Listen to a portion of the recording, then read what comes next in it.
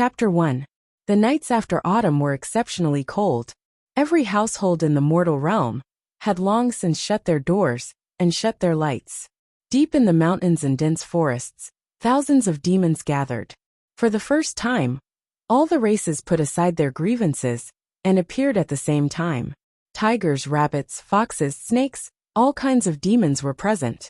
For a moment, the entire forest was filled with the voices of all kinds of demons, big and small, soft and seductive. Above them sat 10 demon kings. These were the top experts of the demon realm. At this moment, a solemn expression appeared on their faces. Demons, I'm sure you all know what has happened here recently, Ezechen said. The tiger race had always been strong. Tiger King was the first to speak, causing all the demons to quieten down. We are all demons. Under such a crisis, I think all the races should put aside their prejudices and work together to solve the problem at hand. But this matter is too strange. Wolf King frowned. Until now we still don't know who did it. What's the motive? Is there a need to guess? Tiger King snorted. Other than the cultivators of the 6 schools and 3 sects, who would do such a thing? All these years we have been slaughtered by them. But we have always been distinct from these immortal cultivation sections. Why would they suddenly block our path out of the realm? Fox King looked puzzled. That's right. These demons that came out of the realm, at most, went out to eat a few mortals. They did not eat the children of the 6 schools and 3 sections. Snake King also guessed. There is no need for them to shed all pretense of cordiality, right? That's right. Leopard King was also indignant. After so many years, which demon has not eaten a few mortals? Why would the 3 sects and 6 schools suddenly make things difficult? I don't think it's them. That's right. Everyone knows that the demonic aura of our realm is harmful to their cultivation. That's why they never go near the border forest. Why would they specially guard here? But, other than the 6 schools and 3 sects, who else has the strength to kill all the demons that came out of the realm in 3 months? Tiger King still insisted on his own opinion. Eagle King nodded. As if recalling something, his feathers trembled. I heard that all the demons that came out of the realm died without leaving any bones behind. Some were skinned and cooked. There are even dried corpses on the tree of shame in the forest. Such cruelty, they are worse than beasts. He's simply bullying demons too much. The Tiger King smashed the armrest of the stone chair and stood up angrily. Fellow demon kings, I feel that rather than guessing who did it, why don't we kill our way out and get to the bottom of this? I don't believe that no matter how high their cultivation base is, they'll be able to stop the army of 10,000 demons. As soon as he said this, the other 9 monster kings immediately showed expressions of agreement. Indeed, rather than being fearful, it was better to take the initiative to attack. That's right. The Deer King was the first to respond. My son died at their hands. Instead of guessing here, why not go out and kill to our heart's content? So what if it's the 3 sects and 6 schools? When have we demons ever been afraid of them? Well said. Isn't that why we're gathered here today?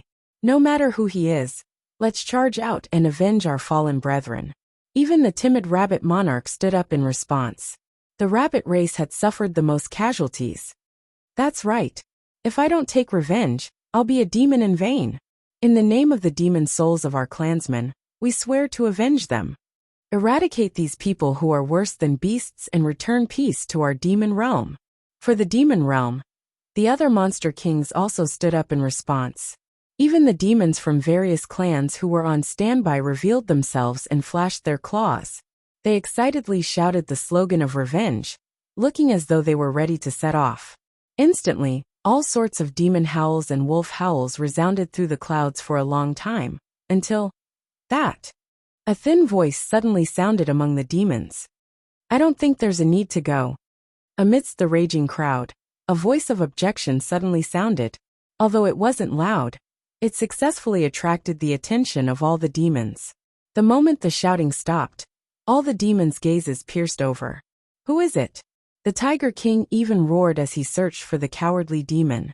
The demons searched everywhere, but despite being demons with the sharpest senses, they couldn't find the person who had spoken after a long time. Who was the one who just spoke? The Tiger King was a little angry. Where did this cowardly demon come from? If you have the guts, stand out. I'm here. Where? The demons looked around a few more times, but still couldn't find the person who had spoken. Here. The voice sounded again. Left, that's not right. Past, a little to the right. Wrong, look here. The demons followed the voice and looked left and right a few times, but still couldn't find the person who had spoken. Sigh. Forget it, I'm here.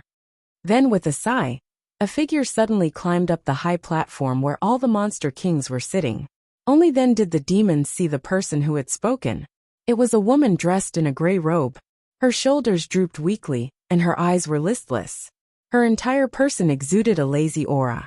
She was short and skinny, and her face was a little sallow. The word weak appeared in the minds of all the demons at the same time. Too weak.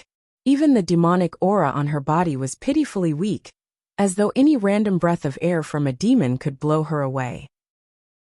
It was no wonder that all the demons couldn't find this person after searching for so long. This kind of demon was really too inconspicuous. The hot-blooded Tiger King couldn't stand it anymore. He snorted and said fiercely, You cowardly brat. Just a few cultivators and you're scared. You even turned into this." All demons could transform, but this was the Myriad Demon Conference. Hence, most of the demons here had revealed their original forms to distinguish themselves. Only she maintained her human form. This made the Tiger King even more displeased. "You don't dare to show your original form. What kind of demon are you?" "I'm human," the woman replied. "Transvestite?" The Tiger King was stunned. What kind of demon is a transvestite? I've never heard of it. The woman's face twitched. "Hey, don't scold me. Why are all kinds of weak little demons here, daring to participate in the Myriad Demon Conference?" The Tiger King glared at the woman indignantly. "You cowardly little demon, don't you dare spout nonsense here. You're affecting our morale when we go for revenge." "No, I'm serious." The woman raised her hand unrepentantly. Her shoulders drooped unconsciously, making her look even weaker. "There's really no need for you to go out and seek revenge. You're still saying such depressing words."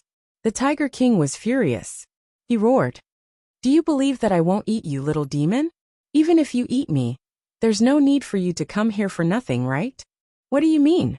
"What I mean is that the fellow you were talking about who killed all demons, and was worse than beasts." She sighed. She patted her gray robes and raised her head. She still had that listless look on her face.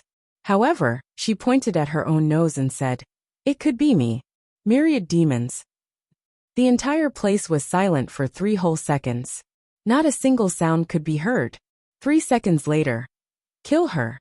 The myriad demons reacted and pounced at the woman at the same time. The woman still had that half-dead, half-alive look on her face. She let out a long sigh, little animals and whatnot, so troublesome. 5 minutes later, the ground was filled with demon corpses. Blood flowed like a river. The first and last Myriad Demon Conference had come to an end. Chapter 2. The originally noisy forest was so quiet that even the chirping of insects and birds had disappeared. The gray-robed woman's eyes were lifeless, as she sat on a huge tiger carcass with a blank expression. She sat cross-legged and still looked weak. After sitting for a while, she sighed and muttered to herself, "Sigh. I'm so tired. Let's go home." After saying that, he slowly climbed down from the tiger's corpse. He rubbed his flat belly, feeling a little hungry. He looked around at the demon corpses of all kinds of races on the ground. "Since I'm out, why don't I have a midnight snack?" After some thought, she turned and walked towards the snow-white rabbit monarch on the right. Just as she was about to grab the rabbit's tail and drag it away, the corpse of the rabbit monarch suddenly exploded. It jumped up, but it did not escape. Instead, it turned around and kowtowed to her. "Exalted immortal, spare me. Exalted immortal, spare me. I was wrong. I failed to recognize you and offended you." The rabbit monarch's face was smeared with tears and snot as it kowtowed with all its might. Its entire body was shaking so hard that its fur was shaking in waves. "Were you pretending to be dead?" The woman blinked and squatted down in front of the rabbit. The rabbit monarch trembled even more violently. "Exalted immortal, spare me. I'm just a little rabbit monarch. I'm different from them. I eat grass and have never eaten a human before. I have old rabbits and young rabbits. I'm even pregnant with a nest of them. I can't die. I beg you to spare my life. It was too terrifying. It had never seen someone with such a high cultivation level. She looked weaker than a mortal, but she annihilated tens of thousands of demons in an instant. There were even 9 10th level demon monarchs among them. Her moves were clearly unsystematic, but she could kill more than 10 demons with a single slap. The demons didn't even get to find out how strong she was before they were sent to the Yellow Springs. Too terrifying. Too terrifying. It was no wonder that none of the demons that left the demon realm returned in the past 3 months. With such a powerful figure around, it would only be a matter of 2 to 4 hours if she wanted to annihilate the demons. You're pregnant with a rabbit? She suddenly asked. Yes. Yes. The rabbit monarch nodded and subconsciously shrank its belly. Oh. The woman stared blankly for a moment, then suddenly nodded at it. Congratulations. Ah. The rabbit monarch was stunned and reflexively replied. Thank you? What did she mean? Could it be that he had designs on the child in his stomach? You've never eaten a human before? Really? It nodded furiously. I cultivate the path of vegetarianism. Look at the fur on my body. There isn't the slightest bit of blood or resentment. Oh, then you can go. She waved her hand cheerfully and even said, go back and eat more grass. Give birth to a nest of vegetarian rabbits. Ah. The rabbit monarch was completely stunned as its eyes widened. You intend to let me off? Yeah. She nodded. After a while she added, supper makes you fat. The rabbit monarch still couldn't believe that its life had been spared so easily. It looked at the other demon corpses on the ground and asked, are you really not going to kill me? I don't have a hobby of torturing and killing small animals. Why would I lie to you? It didn't eat people. But the ones who died the most after leaving the demon realm were rabbits. The rabbit monarch covered his mouth halfway through his sentence. Over 100 demons had died in the past 3 months, and a third of them were rabbit demons. She didn't seem angry at all. Instead, she seemed to be seriously trying to recall. That seems to be the case. Then, because bunny is delicious. What kind of stupid reason was that? Degree. Look. Venison is too tough, fox has a pungent smell, tiger is a protected animal after all. So I'm a little afraid to eat it, snake has a lot of bones. She counted with her fingers and finally concluded. So you rabbits are still the best, delicious. The rabbit monarch felt tears welling up in his heart. So the reason why the rabbits had such a high casualty rate was because of the quality of the meat. It didn't want to taste good at all. Wait a minute. An almost ridiculous answer popped up in the rabbit monarch's mind. So, exalted immortal, you killed those demons for? To eat. She replied matter-of-factly, I have to live too. So the reason why the dead demons didn't even have their corpses was because they were all made into food? What happened to fasting and abstaining from food as a prerequisite for human cultivation? The 3 sects and 6 schools were a bunch of liars. Degree. Oh, it doesn't count this time. She suddenly thought of something and pointed at the demon corpses on the ground, adding, I live in the thatched cottage nearby. You guys didn't sleep at night and kept howling here, waking me up. You know, who doesn't have a bad temper after waking up? So I came over to take a look. So the thousands of demons died because they were too loud during the meeting? The rabbit monarch was shocked by this cruel truth.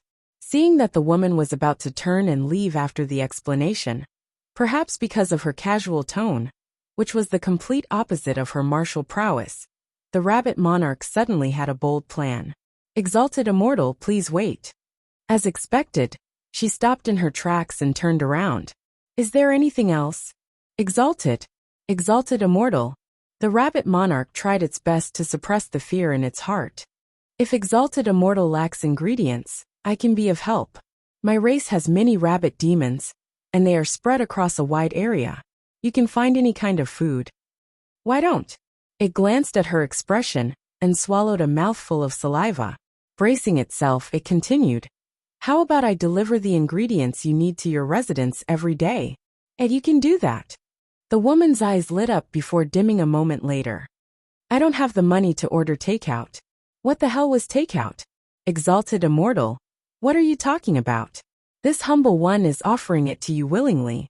There's no need for spirit stones or silver. That would be so embarrassing. The woman suddenly blushed and scratched her head awkwardly. Wouldn't it be too troublesome? No, no, no. It's not troublesome at all. The rabbit monarch was overwhelmed by the favor and shook its head vigorously. Oh, thank you then. It's only right, it's only right. The rabbit monarch smiled in an ingratiating manner before gathering its courage and revealing its motive. Then when my race enters and exits the demon realm in the future, can I ask you to be magnanimous and not kill us? Sure. She nodded without hesitation. As long as they don't eat humans.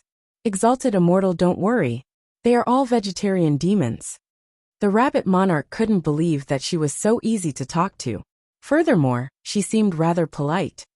Then it's settled. From tomorrow onwards, I will deliver ingredients to the exalted immortal. Thank you for your hard work. Not at all. If there's nothing else, I'm going back to sleep. Take care, exalted immortal. Goodbye. Exalted immortal. Yes. I still don't know your title. Oh, my name is Shunning. Take care, exalted immortal Shun. Chapter 3. By the time Shunning returned to her straw hut, it was already midnight. She pulled back the blankets and laid down. She let out a long sigh of relief.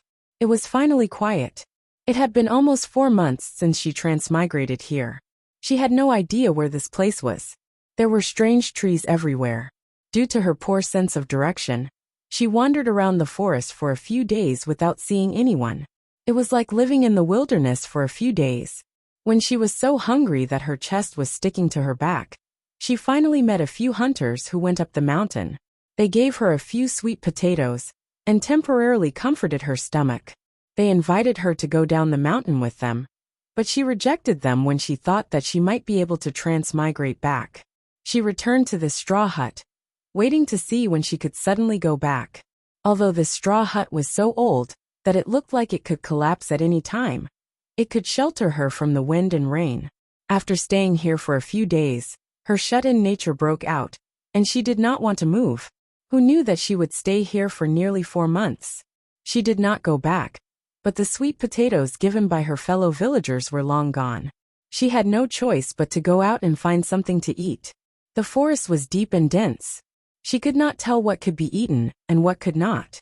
There were quite a lot of small animals, however. All of them seemed to be overnourished and bigger than normal. She also realized that these small animals could actually talk. She had to admit that as an atheist, she was really shocked at first. But she was so hungry that she could not care about these strange things. Moreover, she had already transmigrated. The world was different. Why couldn't animals have some changes? That was until she accidentally discovered a black rabbit biting someone. She conveniently hid it and saved the few people. She saw that they were familiar people. They were the hunters who gave her the sweet potatoes. Only then did she realize that these small animals were actually man-eating demons. The hunters thought that she was an immortal and thanked her profusely. This time, they did not invite her down the mountain. Instead, they praised her demon-hunting behavior. They encouraged her to kill more to prevent them from eating humans. They also gave her more sweet potatoes. Shunning, who originally wanted to go down the mountain, straight face, looking at the sweet potatoes in her hands, she could not say that she did not want to do it anymore. So she started to live the life of a demon hunter. She started to hunt these strange small animals. At least their meat was better than sweet potatoes. 0. As she hunted, she realized that her body seemed to have undergone some changes. She had never hunted before, but no matter what kind of strange animals she encountered, she could always catch them easily.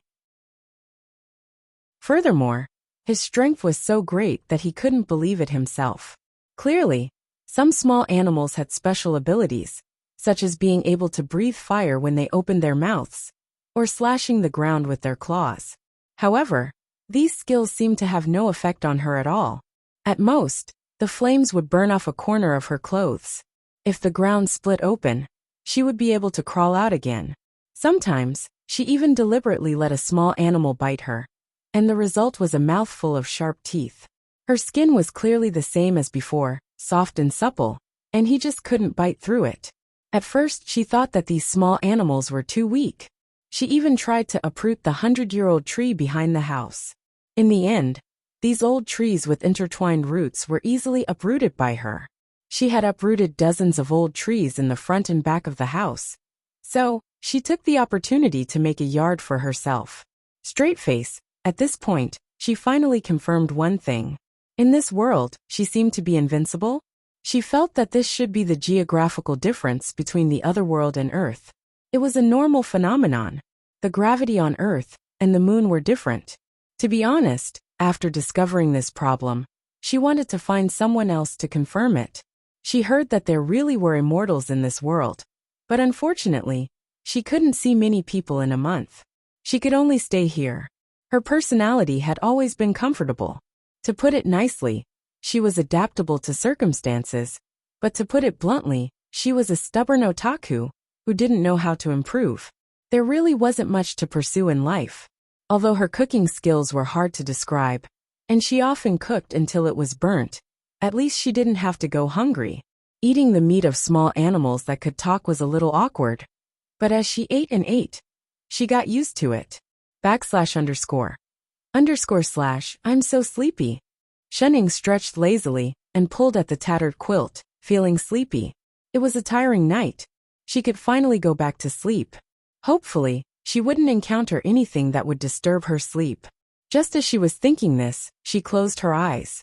Suddenly, she heard a loud bang. A flash of light struck down, directly splitting a large hole in the roof of the thatched cottage. With a crashing sound, grass splashed everywhere, and more than half of the cottage that had been weathered by the wind and rain had collapsed, leaving only an inch of space above her small bed. Shinning. Then there was another bang. A figure fell in the yard, blood splattering all over the ground. The original white robe was already half-stained red, and there were all kinds of wounds on it. Ha ha ha ha. Arrogant laughter rang out in the air, followed by a black figure slowly descending, stepping on the ruins of her thatched cottage. I Ching, little brat, didn't you say you wanted to kill demons and defend the Tao? Didn't you want to kill me? Why can't you do it now? Ruemi. The person who fell in the yard struggled to get up, but his injuries were too serious. After a long time, he only managed to prop up half of his body. You demon! You used the soul of a living person as a sacrifice to the soul-devouring Gonfalon. As a righteous cultivator, everyone has the right to kill you. Humph. Still stubborn. The man in black snorted. I Ching, you used your sword cultivation to chase me for 3 days and 3 nights. You almost destroyed the soul-devouring Gonfalon that I painstakingly refined. Today, I will use you as a sacrifice to the Gonfalon to dispel the hatred in my heart. With that said, he waved the Gonfalon in his hand. Instantly, dozens of lightning bolts were released, striking towards the yard. Not only did the man fall back, but several large holes were formed around him. Shinning frowned. My yard. Ha ha ha, how does it feel to have demonic chi enter your body? The man in black laughed even more proudly. It was not in vain that I spent so much effort to set up a spirit gathering array, and spent 3 days to lure you here. Despicable. Who asked you to be a busybody? Ruemi laughed coldly. It's just killing a few mortals. Even the Black Heaven sect doesn't care about it. Why do you have to be a busybody? Nonsense. I Ching spat out a mouthful of blood. He could not summon any spirit chi at all. He really did not expect that this fiendish cultivator would have the guts to set up a spirit gathering array at the entrance of the demon realm. He was caught off guard, and the demonic chi entered his body, causing his spirit chi to dissipate. That was why his sneak attack succeeded, and caused him to be injured to this extent. Although he was just an itinerant cultivator, he cultivated an orthodox Dharmic Tao, and pursued the supreme great Tao.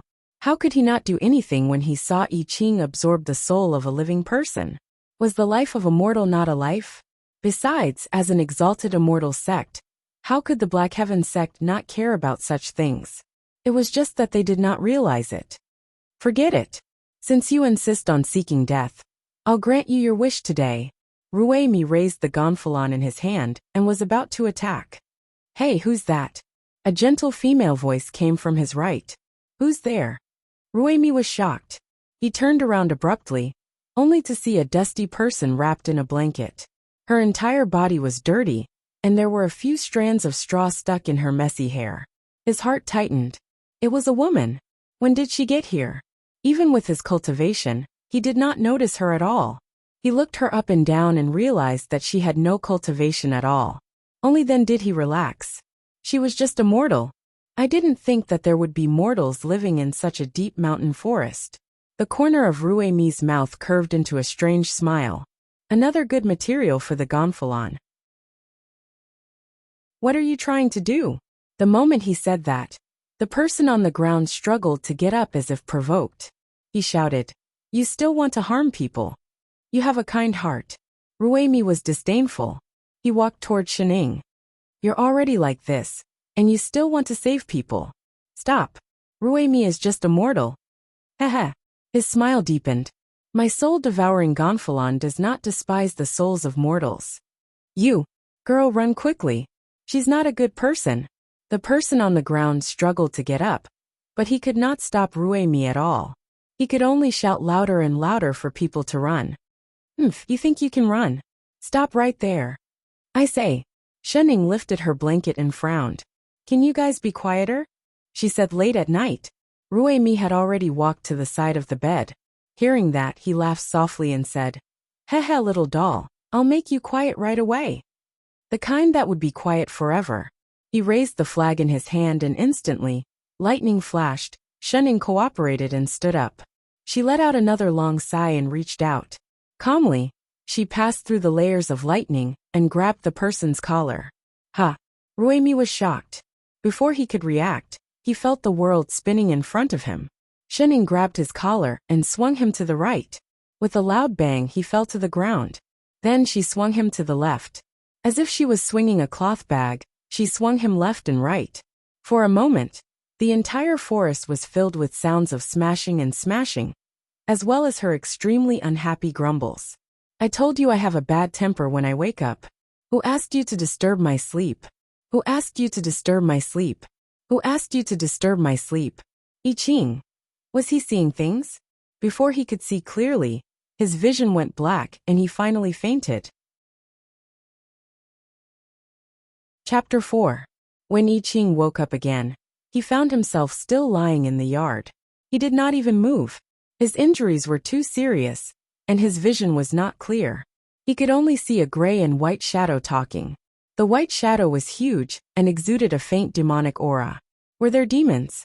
He could not help but worry. Not for himself, but for the girl from before. Was she all right? But he was too tired. He fainted again after a while. When he woke up the second time, he was still lying there. He did not even turn over. This time was better than the last time. He could faintly hear voices. Exalted immortal Shun, I'm here again. This is the best food in the demon realm. Look. Carrot. Yes, it's so juicy. Look at the color and the moisture. It's our tribe's favorite. You really are a rabbit. Can you change it next time? No problem, Exalted Immortal. Exalted Immortal, is there anything else you need? Yes, there is. Can you? What could he do? He did not hear it because he fainted again. When he woke up the third time, he was still lying in the yard. Yes, still in the same position. This time, he was finally fully awake. He had the strength to turn his head. He finally saw the gray figure clearly. It was the girl from that night. And she seemed to be digging a hole. Oh, you're still alive. She suddenly sighed. At that moment, I Ching felt that she was a little disappointed. Disappointed about what? He was not dead. Before he could figure it out, he saw her climb out of the pit that was half a person's height. She passed something to his mouth and said casually, Are you hungry? Do you want to eat? I Ching looked at it. It was an extremely rare 10,000-year-old ice ginseng. It seemed that he had thought too much. This kind of meridian repair sacred medicine was extremely rare, even in the 3 sects and 6 schools. She actually gave it to him so casually to heal his injuries. This girl was too kind. He hesitated for a moment. He did not know how to repay such a great kindness. But he really needed it now. After thinking about it, he finally nodded. Thank you. Full of gratitude, He lowered his head and nibbled on the 10,000-year-old iced ginseng in her hand until it was finished. Almost instantly, the spiritual energy in his body began to recover, and his broken meridians and tendons began to repair. Shenning looked at him silently. This man had been lying motionless in the courtyard for a few days. He was not even breathing. At first, she thought that he was dead, but she was used to being lazy. She really did not want to waste her energy to drag him out, so she let him lie there. Today, on a whim, he wanted to dig a hole and bury himself, but he woke up again. Full. Do you want more? Shenning took out another carrot that the rabbit monarch had given her. I Ching really wanted to answer her, but his body was really in too much pain. The pain of his meridians recovering was not something an ordinary person could endure. In addition, his cultivation was suppressed by the demonic aura, and he could not seal his 5 senses, which made it even more painful. In less than 10 breaths he fainted again. Hey, are you okay? Seeing that the person on the ground suddenly stopped moving, Shenning poked him with the carrot. Are you allergic to carrots? He checked his nose. Damn, he's dead again. Shenning. He felt a little wronged. When I Ching woke up for the 4th time, he was still on the ground. At this point, all the meridians in his body had recovered, but the demonic aura in his body had not been cleared, so he could not use his spirit energy. And the lady in gray who saved him was still digging a hole. Straight face, she was still digging the same hole.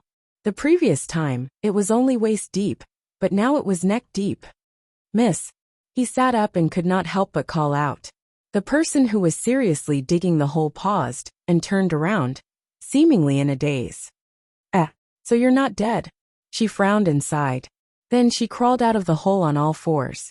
As she crawled, she muttered, You should have said so earlier. I dug for so long. I Ching gave her a hand and helped her out. Turning back to look at the deep hole, he asked subconsciously, Miss you? Why did it feel like she was even more disappointed than before? Shen Ying's face seemed to twitch. She coughed and said with a serious expression, Isn't it because there were so many holes in the yard because of that person in black last time? I want to fill them up.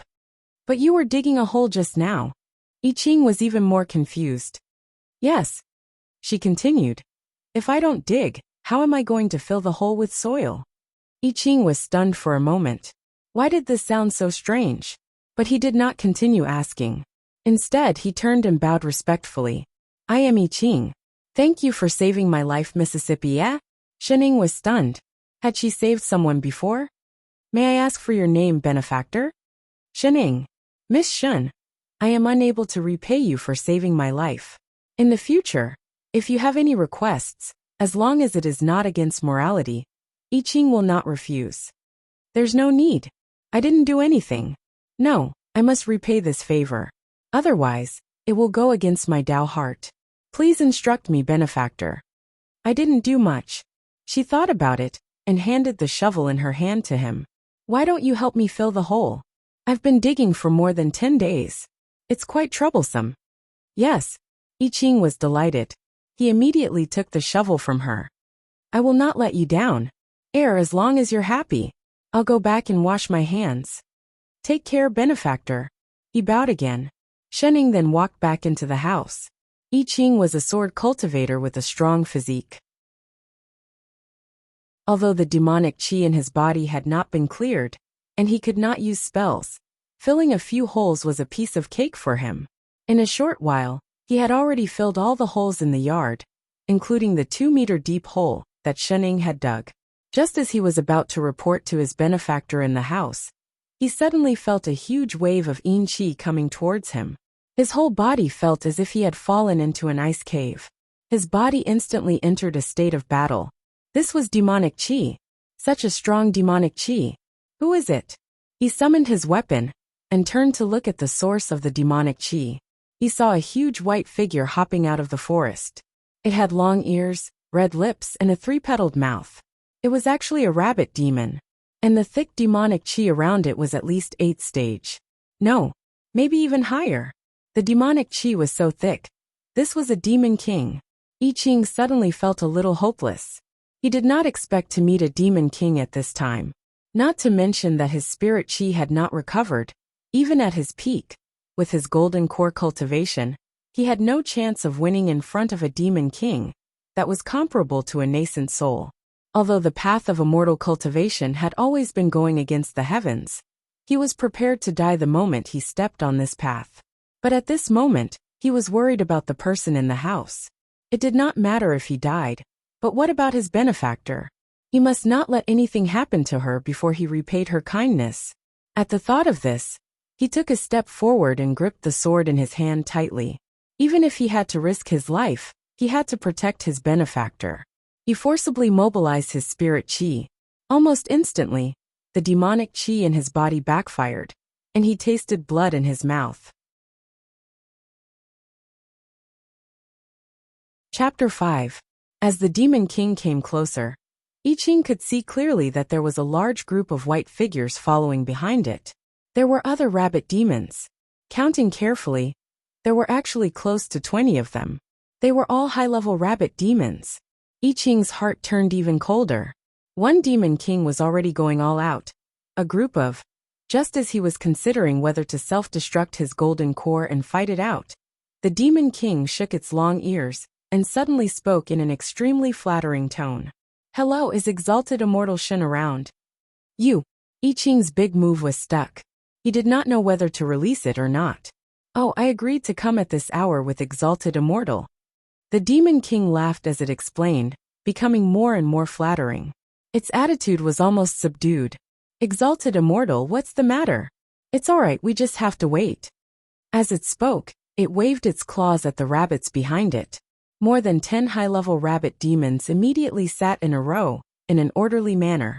They did not even move their tails, much less attack. I Ching was a little confused. This was a demon? What happened to demons being evil by nature and eating people on sight? "Don't be afraid, benefactor. We are all good rabbits that eat grass." As if understanding his thoughts, the Demon King rabbit was a little anxious. Afraid that he would misunderstand, it explained, "It's true. We are different from other demons. We never eat humans." With that said, it retracted its claws and sat even more obediently. "Yo, rabbit, you're here." Before I Ching could figure out what was going on, Shening finished washing her hands, wiped her hands on her gray robe, and walked over. "You're quite early, Exalted Immortal." The rabbit monarch's body trembled as though it had been electrocuted. Its originally upright rabbit body collapsed instantly as it slumped to the ground. If not for the fact that it was in its rabbit form, it would have looked like it was prostrating itself. "I have gathered the manpower according to your instructions." Shening turned and looked around. "Why are they all rabbits? Can they do it?" "Exalted Immortal, don't worry." The rabbit monarch nodded vigorously. "My rabbits and grandchildren have always been efficient. There will definitely be no problem leaving it to them. But they look." Shening glanced at the 4 snow-white claws of the rabbits. "Is it convenient?" "Oh." The rabbit monarch was taken aback for a moment before understanding what she meant. "It's fine. They already know how to transform a long time ago. It's just that they're used to being rabbits." As he spoke, he waved his hand, and as expected, the dozen or so rabbits stood up at the same time. Their entire bodies began to transform, and in a few moments, they had taken on human forms. However, they had rabbit heads. Straight face, the corner of Shen Ying's mouth twitched. She felt that it hurt her eyes. "All right, thank you for your hard work." He quickly waved his hand to let them in. Only then did the rabbit monarch lead the group of rabbits into the yard. I Ching wasn't sure if it was an illusion, but he felt that every rabbit demon that passed by his benefactor would subconsciously tremble. "Benefactor they are?" I Ching could not help but ask. From the looks of it, these rabbit demons were summoned by her. "Oh, I asked them to come and help." Shening pointed to the small thatched cottage behind her. "Didn't my cottage get split in half the other day? I don't know how to fix it. Fortunately, it hasn't rained for the past few days, so I managed to make do with it." The rabbit said it could, so I asked it to help repair the house. Ask the demon monarch to repair the house? I Ching was completely shocked. Demons were not mutated beasts. They had always been at odds with humans, so why would they be willing to be ordered around by humans? But after a while, he realized that they really could. Straight face. The large group of rabbit demons had already started to repair the house in a hurry. Some chopped down trees, some covered the grass, and some supported the beams. They had a clear division of labor and great teamwork, as if they had practiced it several times in advance. I Ching was filled with questions, but he saw that Shening had already calmly rolled up her sleeves, intending to go and help. Just as she was about to lend a hand, the hand of the rabbit demon closest to her suddenly trembled, and the beam it was hugging fell with a thud. Shening hurriedly reached out to catch it to prevent it from hitting another rabbit. "Are you all right?" she turned and asked. The rabbit's eyes reddened as it knelt down. "Exalted Immortal, please spare my life. I didn't do it on purpose. I'm sorry, I'm sorry, I'm sorry." When it knelt down, the other rabbit demons seemed to have received some kind of signal. They knelt on the ground and kowtowed to her crazily. "Shening, I just wanted to help. Do you guys have such a huge psychological trauma?" "Forget it." She had no choice but to throw the beam to I Ching behind her. "Here. You guys continue, I won't join in." With that said, she turned and walked back to the courtyard. She felt a little heartache. Was she so scary? She sat down on the stone chair in the courtyard and leaned forward. She habitually laid on the stone table like a pile of mud. Forget it. Since she didn't need help, she couldn't be bothered to move. The sun was so good, it was the most suitable for sleeping. Hence, in less than 2 minutes, there was a faint sound of snoring coming from the stone table. The moment the sound was heard, I Ching clearly heard all the rabbit demons heave a sigh of relief, as if they had just survived a disaster. Even the speed of building the house had increased by a lot. "Thank you, benefactor." A rabbit demon took the beam from his hands with a face full of gratitude, as if he was a friend who had gone through thick and thin with him. "Why are you all so afraid of Lady Shen?" He couldn't help but ask. "You don't know." Instead, the rabbit demon looked shocked. Wasn't he the exalted immortal's friend? The rabbit monarch had clearly said that he had been lying in this courtyard for a month. "Actually, I'm not very sure either." The rabbit demon looked at the monarch who was planting grass on the roof and said in a low voice, "I only heard from the monarch that this exalted immortal's powers are boundless and no one is her match. No one knows what realm her cultivation has reached. She has been living in seclusion here for several months, specially stopping those demons who come out to eat humans for fun. I heard that when the 9 demon monarchs joined forces, they couldn't even withstand one move from her. So my monarch has repeatedly warned us not to anger the exalted immortal." The more I Ching listened, the wider his eyes widened. He didn't expect Lady Shen to actually, no, Senior Shen to actually be such a powerful person. He suddenly recalled the scene of Rui, me being smashed all over the ground that night, when he was seriously injured and fell here. Originally, he thought that his eyes were playing tricks on him, and that he was hallucinating. He didn't expect that it was real. Thinking about it carefully, he did not see Ruemi after he woke up. No matter what, he was still a golden core fiendish cultivator. Unless a sword cultivator of the same level, or a nascent soul cultivator made a move, no one could do anything to him. If Shening was really a mortal with no cultivation at all, it would be impossible for her to escape from the other party's hands. He took a closer look at the person who was sprawled on the stone table, without a care for her image, drooling and snoring loudly. She still didn't have the slightest trace of spiritual energy on her body. She looked just like a weak mortal. There were 2 possibilities for such a situation. 1, she was just a mortal. 2, her cultivation was too high. She might have already reached the soul formation stage or even higher. Therefore, she had reached the level of returning to the basics. She could control and release her spirit chi at will, and ordinary people would not be able to tell. And according to the rabbit demons, she was obviously the latter. An uncontrollable excitement surged in I Ching's heart. Even his sword heart, which had not moved for a long time, was trembling with excitement. This was an expert that no one could figure out at all. At the same time, Expert Ing, who was in dreamland, smacked her lips and suddenly spoke in her sleep. "Hee red braised pork spicy chicken mapo tofu." I Ching. This must be some profound dermic technique, it must be. Oh ho ho. Chapter 6. When Shenning woke up, it was already dark. None of the rabbits had disappeared, leaving only the man in the blood-stained white robe sitting in front of her, looking at her with a conflicted expression. Shenning paused for a moment before she remembered who this person was. Oh, that pit. Where are the rabbits? Where did he go? She turned her head to take a look, and found that the house had been repaired.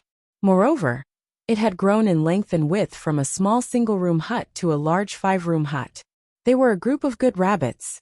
They finished building the house. They were afraid to disturb your sleep, so they went back first. He pointed to the pile of ingredients in front of the house and said, "This was left behind by the rabbit monarch. It said that it's today's portion." Oh. Shenning scratched her head and stretched lazily. She walked to the pile of ingredients and picked one up. Frowning, she asked, "Why is it carrots again?" Sigh. They really are a bunch of rabbits. Yesterday it was carrots, today it's white radishes. Holy shit. There were also green radishes. You won't be giving me purple tomorrow, will you? I Ching followed, his heart surging. Even a 10,000-year-old iced ginseng and a 1,000-year-old green spirit could be treated as ordinary carrots. He was indeed a hidden expert. Forget it, I'll just make do with it. Shenning, who really thought that it was a radish, sighed. She grabbed the radish with one hand and picked up the vegetable basket on the ground with the other. She was about to enter the house when she turned and saw I Ching beside her. She was stunned. Why aren't you leaving yet?" she said as she chewed on the carrot. "Can't you leave now? Don't you want to go home and get a free meal? I only have carrots." Saying this, she handed the basket in front of him, indicating that he could take whatever he wanted. I Ching's heart warmed, and he hurriedly cupped his fists and bowed. "Thank you, Senior, but my meridians have already been repaired, so I don't need this." Oh. Shenning, who had no idea what he was talking about, could only guess that he didn't want to eat. She kept the basket and said, "Then goodbye." She turned to enter the house. "Senior Shen," he shouted anxiously. Shenning turned around again. "Is there anything else?" I Ching's brows furrowed and unfurled, as if he were in a dilemma. The expression on his face changed several times. Hesitation, worry, worship, anticipation, and other emotions flashed across his face. A moment later, he clenched his teeth, as though he had finally mustered up his courage, and knelt down with a thud, respectfully bowing to her.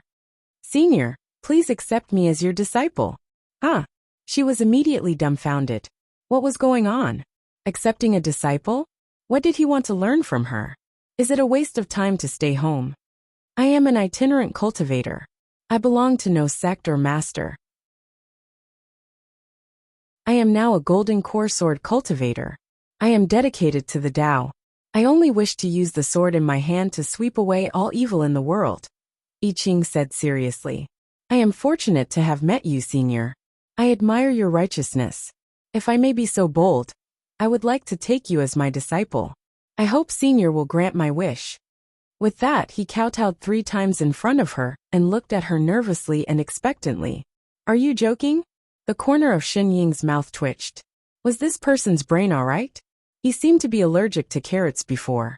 Would there be any side effects? "Senior." His expression became even more serious.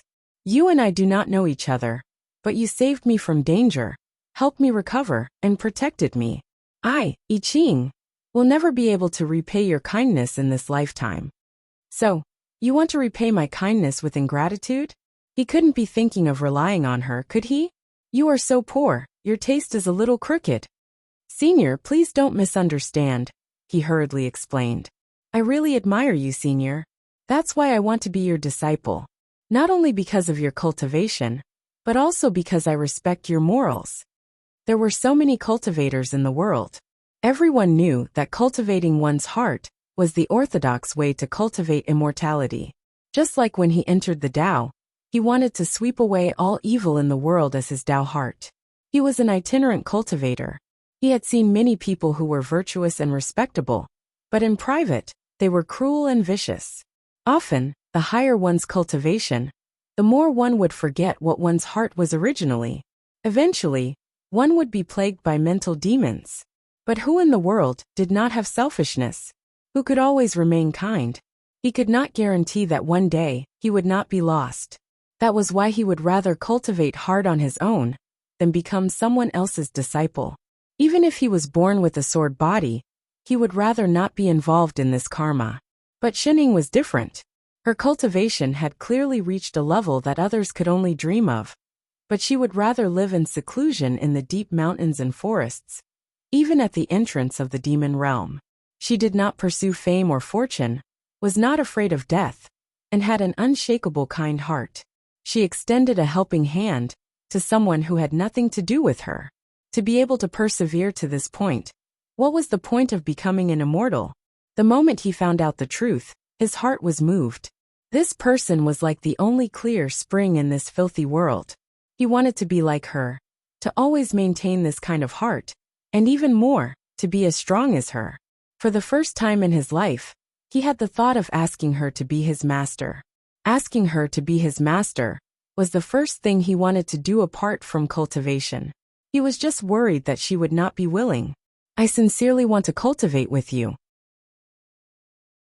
Senior, please grant me my wish. Are you serious? This person is really sick in the head. What should I do? So troublesome. I Ching's heart can be summoned by the sun and moon. Heaven and earth can bear witness. Hee. Shen Ying's mouth twitched. No. With that said, she turned and entered the house, closing the door with a bang. What disciple? She had even repeated a year of primary school twice. Oh, exalted immortal, what's wrong with benefactor? The rabbit monarch could not help but ask. It pointed outside the house.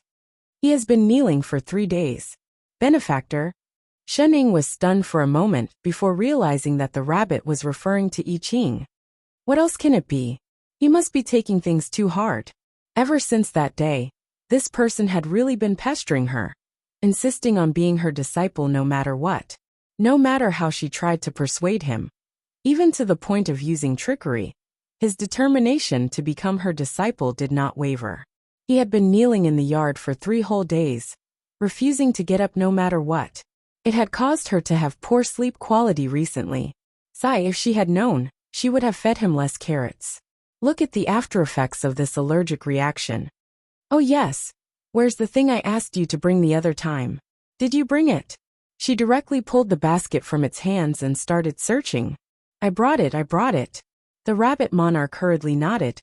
How could I dare to forget exalted immortal's instructions? With that said, it took out a pile of meat from the basket. There were pork, lamb, and beef. I got my rabbit grandchildren to rush to the mortal town 50 kilometers away overnight to get this. It's still fresh. Mortal town. Shen Ying turned to look at it. The rabbit monarch's anus tightened. I transformed into human form and exchanged the pearl given by the clam demon. I didn't alarm anyone. Oh, it's been hard on you. She picked up a piece of meat and immediately ran to the kitchen at the back. After munching on carrots for a few days, there was finally meat to eat, and it was pork. Immediately, images of meat dishes appeared in her mind. Chili stir-fried meat, red braised meat, boiled meat. Just thinking about it made her salivate. But the problem was, she didn't know how to stir-fry it. Goo, B. Chapter 7. Shen Ying hesitated for a while. She could only cook the meat in plain water as usual, and scoop it up to eat it when it was cooked. She took a bite. It was bland and astringent. Her entire mouth was numb. The more beautiful her imagination was, the harsher the reality was. She opened her mouth and spat it out. Tui, it tasted terrible. In the past, she didn't feel it when she cooked to appease her hunger. Now that she had the rabbit, the problem of food and clothing was solved. Why was it so hard to eat? Indeed, cooking was a profound knowledge. She silently turned to look at the new housekeeping rabbit. Do you know how to cook? The rabbit monarch trembled and shook its head like a rattle. I eat grass. I never cook. And I'm afraid of fire. Alright, she was in despair. It looked like she wouldn't be able to eat a normal meal. Indeed, a skill was very important. She should have attended New Oriental University. Shen Ying's whole body withered. What should she do now? The meat was wasted and there was nothing else here. Suddenly, she had a flash of inspiration. She turned and ran to the hall. She pushed open the door and shouted at the person kneeling in the yard. "Hey, who's that?" The person in the yard was stunned. Seeing that it was her, he immediately cupped his fists and said, "I'm I Ching." "Oh, you know how to cook?" I Ching's face was full of confusion, but he still answered honestly, "Before I refined my chi, before I achieved grain liberation, I did some." "Then you know how to cook." Shening was delighted and ran out. "I do know a little." "All right." She patted his shoulder hard. "I promise you. From today onwards, you're my chef." "Ah, pooey," she said at the last minute. "You're my disciple." I Ching was stunned. A moment later, a huge joy appeared on his face. He took 2 quick breaths and kowtowed to her 3 times. "Thank you, senior." Disciple I Ching greets master. All right, get up. We're family, no need to stand on ceremony." She chuckled and helped him up. "I'm a little hungry. Go and cook first." "Yes."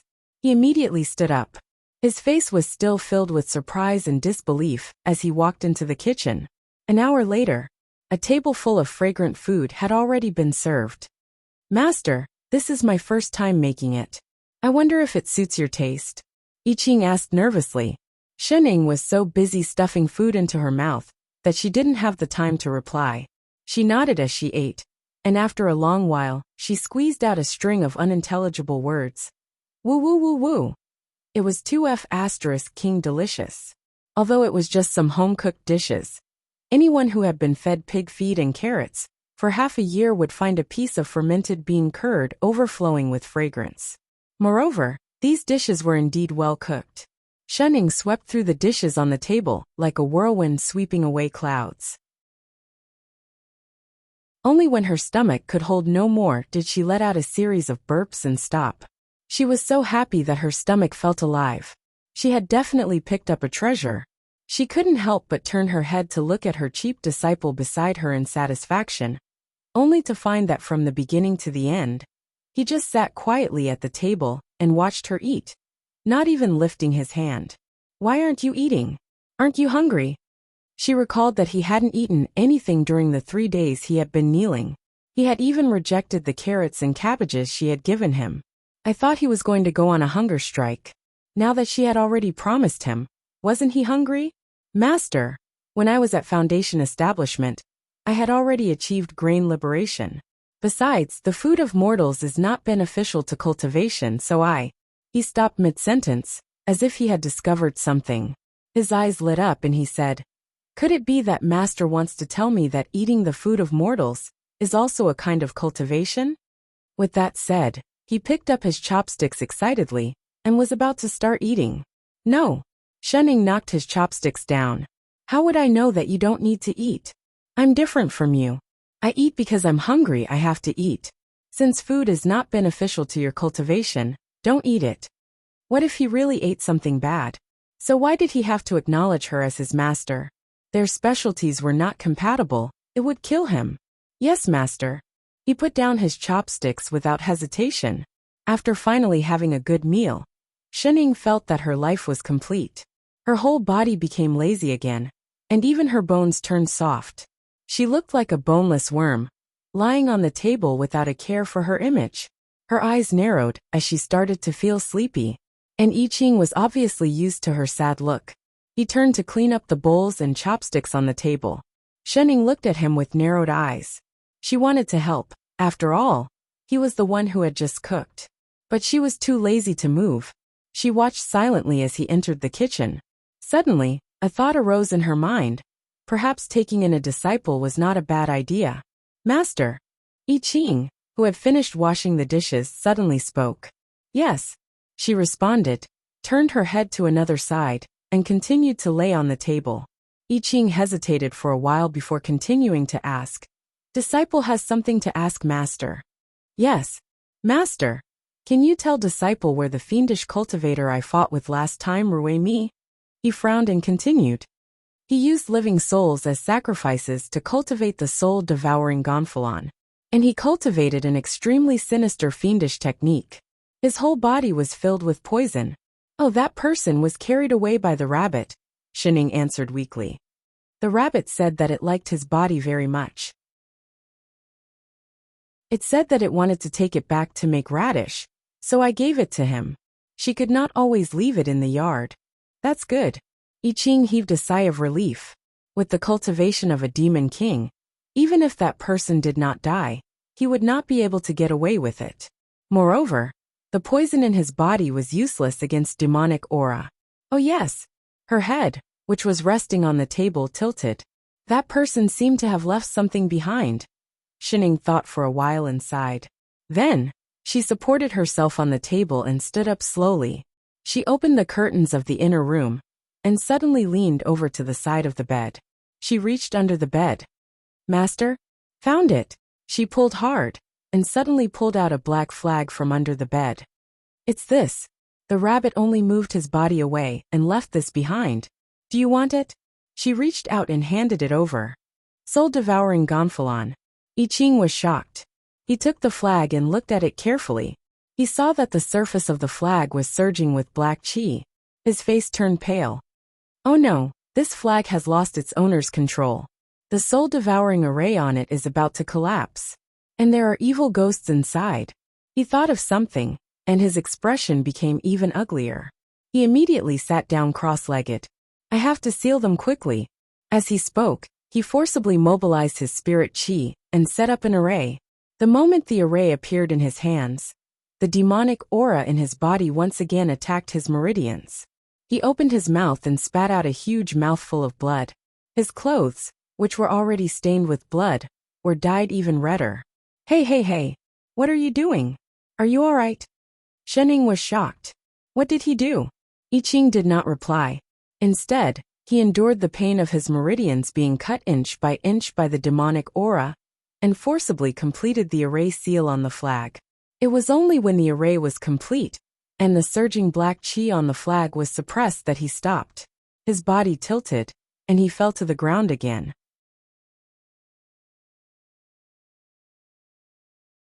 Chapter 8. Hey! Shening nudged him. What's wrong with you? Chef disciple, don't scare me. Master, don't worry. It's fine. As if it's fine. He's already vomiting blood. Holy shit, he's still vomiting. Shening was a little confused. Could the disciple she had just taken in be a one-time thing? She had never studied medicine, and did not know much about this world's routines. After some thought, she turned and rushed into the forest. She grabbed a small animal that had just come out of the demon realm, and asked it to help find a rabbit. The rabbit came quickly, hopping over in less than 10 minutes. Exalted immortal, you were looking for me? Come in and take a look at my chef. A disciple. She waved. The rabbit monarch hurriedly transformed into its human form and entered the house. Looking at the person on the ground who was on his last breath, and the ghostly flag beside him, it immediately guessed what had happened. Exalted immortal, this is because demonic aura has entered his body. He had just repaired his meridians, and did not expel the demonic aura in time. He even forcefully used spirit chi to seal the ghost flag, causing the demonic aura to backfire and injure his internal organs, causing his golden core to be damaged. What did that mean? I don't understand. How do we treat it? The rabbit monarch's ears twitched a little awkwardly. Demonic aura is a great poison to cultivators to begin with. The honored sir's demonic aura has been in his body for a long time. To dispel the demonic aura in his body, the only way is to use a demonic inner core to absorb the demonic aura in his body. What's a demon core? Every demon will form a demon core in their body before they gain sentience. The rabbit monarch pointed to its stomach. That is the foundation of demon cultivation. Also, ordinary demon cores won't work. Demon cores from demons of the 8th level and above are needed. In that case, Shening looked at the rabbit's stomach with an unclear meaning. The rabbit monarch trembled, and immediately took a few steps back. Exalted immortal, I can't. Although I am a 10th level demon king, once the demon core leaves my body, I will be a dead rabbit. Oh, Shening looked disappointed. Master, don't worry about me, I Ching said anxiously as he vomited blood. I was the one who voluntarily used my powers to seal the soul-devouring gonfalon. It has nothing to do with anyone else. To be able to become Master's disciple before I die, I Ching is satisfied. If you can't speak, then don't speak. Shenning sighed and squatted beside him. She patted his back and helped him breathe. He suddenly thought of something and looked at the rabbit monarch. Rabbit, what does your inner core look like? That's not necessarily true. The rabbit monarch shrank back in fear. We demons are of different species and have different elemental attributes. Our inner cores all look different. Although they are all round, the color changes according to the demon's elemental attribute and cultivation technique. Oh, she tilted her head in a daze. Do they all grow on your stomach? The rabbit monarch nodded. They are usually located in the dantian. Is that so? Something flashed across her face, and she suddenly turned around and crawled under the bed. Her entire upper body was buried under it, leaving only her 2 feet outside. After a while, she pulled out a big sack and threw it in front of the rabbit. Rabbit, take a look. Is it like this? The rabbit monarch opened the sack suspiciously, but failed to hold it properly. More than half of it spilled out. Instantly, beads of various sizes rolled all over the ground. There were red, white, black, blue, and all kinds of colors. Demon core. The rabbit was stunned. There were too many. There were probably thousands of them in such a big sack. Oh, I found these when I was catching those animals. I saw that they glowed, so I brought them back. Shenning explained casually. I don't have any lights here, so I wanted to use them for illumination. But most of these beads can only glow for a day or two, so she unknowingly hoarded a pile. The rabbit monarch. How many demons have you killed? Thinking back to the situation at the 1,000 demon meet, he immediately calmed down. How is it? Can these be used? Yes. The rabbit monarch nodded hurriedly. Not only could they be used, but they were extremely useful. Even the rabbit monarch was so excited that its hands were trembling. One had to know that there had never been any peaceful coexistence between demons. They had always killed each other, for the sake of the other party's demon core. Eating the other party's beast core was very beneficial to their cultivation. However, most of the demons were violent and would rather self-destruct than leave the beast core behind. Moreover, after the demon's body died for a quarter of an hour, the beast core would be directly damaged if it was not taken out quickly. But here, the rabbit monarch saw a ground full of intact demon cores. So many. The rabbit monarch could not help but feel envious. It would be great if it could have 1 or 2. It forcefully suppressed the greed in its heart, picked up an 8th-stage demon core, and walked over.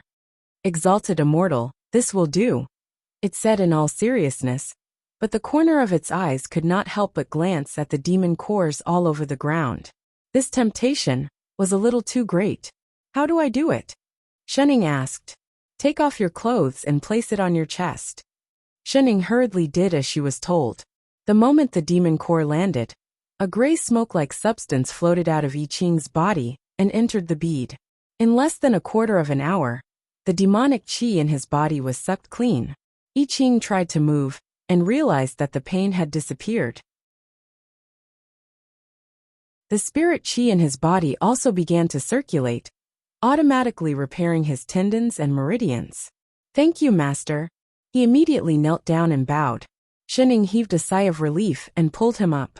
It's good that you're fine. She had been scared to death. She thought that she would have to continue eating pig's swill in the future. Exalted immortal, since the benefactor is fine, I will take my leave first. Oh, thank you. Thank you, demon monarch. The rabbit monarch turned and walked out of the house, trying its best to resist glancing at the ground. Stop. This was the exalted immortal's item. Even if it had the life to look at it, it would not have the life to enjoy it. Rabbit, wait, Shenning suddenly said. The rabbit monarch trembled and felt a chill in its heart. It can't be. She saw through it too. Shenning bent down and grabbed a handful of beads on the ground. She chased after the rabbit monarch and stuffed them into it. I see that you like these beads. Here, take it as a thank you gift for giving me food these days. The rabbit monarch was stunned. It stared blankly at the dozens of beads of different grades in its hand. Its heart warmed, and it suddenly felt like crying. Exalted immortal. It's already very late. Hurry up and go back to sleep. She stroked its rabbit fur. Aren't you going to give birth to bunnies? Go back and rest early. Exalted immortal. The rabbit monarch was extremely touched. It rubbed its sore nose and could not help but blurt out. Exalted immortal. Do you like bunnies? The ones that have just been born. Why don't I give you a few after I give birth? There was no way to repay her. How about she devote her life to her? There's no need. She shook her head and added, I like to eat bunnies, but I don't like to rear them. Straight face, the feeling of being touched just now must have been an illusion. An illusion. Chapter 9. Since that night, all the demonic qi in I Ching's body had been cleared, and his injuries were completely healed. Perhaps it was because he had been suppressing the demonic qi with all his might. But now that the demonic qi was cleared, he felt that his cultivation, which had been stagnant for a long time, was about to break through. And all this was because of the demon core that Master had given him. He was once again glad that he had such a good master. Thus, he could not bring himself to say what he wanted to say. Chef disciple that dear? Shenning pushed the person who was cooking. Are you alright? I Ching was stunned, and the guilt on his face grew. He put down the spatula and bowed to her. You could tell? Indeed, nothing can be hidden from Master's eyes. I just saw that you added salt to the same dish 3 times, so I wanted to ask if it could still be eaten. His expression became even more guilty. After hesitating for a while, he gritted his teeth and said, Disciple does have something to discuss. I hope Master can help me. Shenning glanced at the pot and said casually, If you have something to say, just say it. And fortunately it was carrots, not meat. Disciple knows that Master has a kind heart, so you are stationed at the border all year round, to prevent demons from going out to do evil. No, she just had no sense of direction, and did not dare to wander around. It's just that what your disciple is asking for is extraordinary and urgent. As he spoke, he turned his hand, and took out the soul-devouring gonfalon that was previously sealed. He explained, This gonfalon was made by the fiendish cultivator Ruemi. He once slaughtered hundreds of thousands of people, and trapped their souls in this gonfalon, raising them in a blood pool of evil qi. He led the evil spirits in the gonfalon to kill each other, hoping to raise a ghost king. Now there are still tens of thousands of evil spirits in the gonfalon. Any one of them will cause great suffering. Thinking of the evil deeds of the fiendish cultivator, he clenched his fists and took a deep breath before continuing. Now that this gonfalon has lost its owner's control, the evil spirits inside will definitely take the opportunity to break out of the gonfalon. Although I used sorcery to temporarily seal this gonfalon last night, it is not a long-term solution. When the day of the full moon, when the yin qi is at its strongest, the evil spirits will definitely break through the seal and bring disaster to the world. Oh, Shenning nodded, completely not understanding. What exactly are you trying to say? 100,000 evil spirits. I'm afraid no one can suppress them alone. He clenched his fists and said with determination, So, I want to send this flag to the immortal sect, the Black Heaven sect. That place was located on top of a spiritual vein, and one could use the spiritual energy to cleanse the evil spirits of the evil spirits, and use it to transcend the 100,000 souls inside. But, he suddenly thought of something, and turned to look at Shenning hesitantly. It's a long journey to the Black Heaven sect, and I'm inexperienced. If something happens to this banner, I'm afraid I won't be able to do anything. He cupped his fists and suddenly knelt down in front of her. This disciple is bold enough to ask Master to accompany me to Black Heaven sect.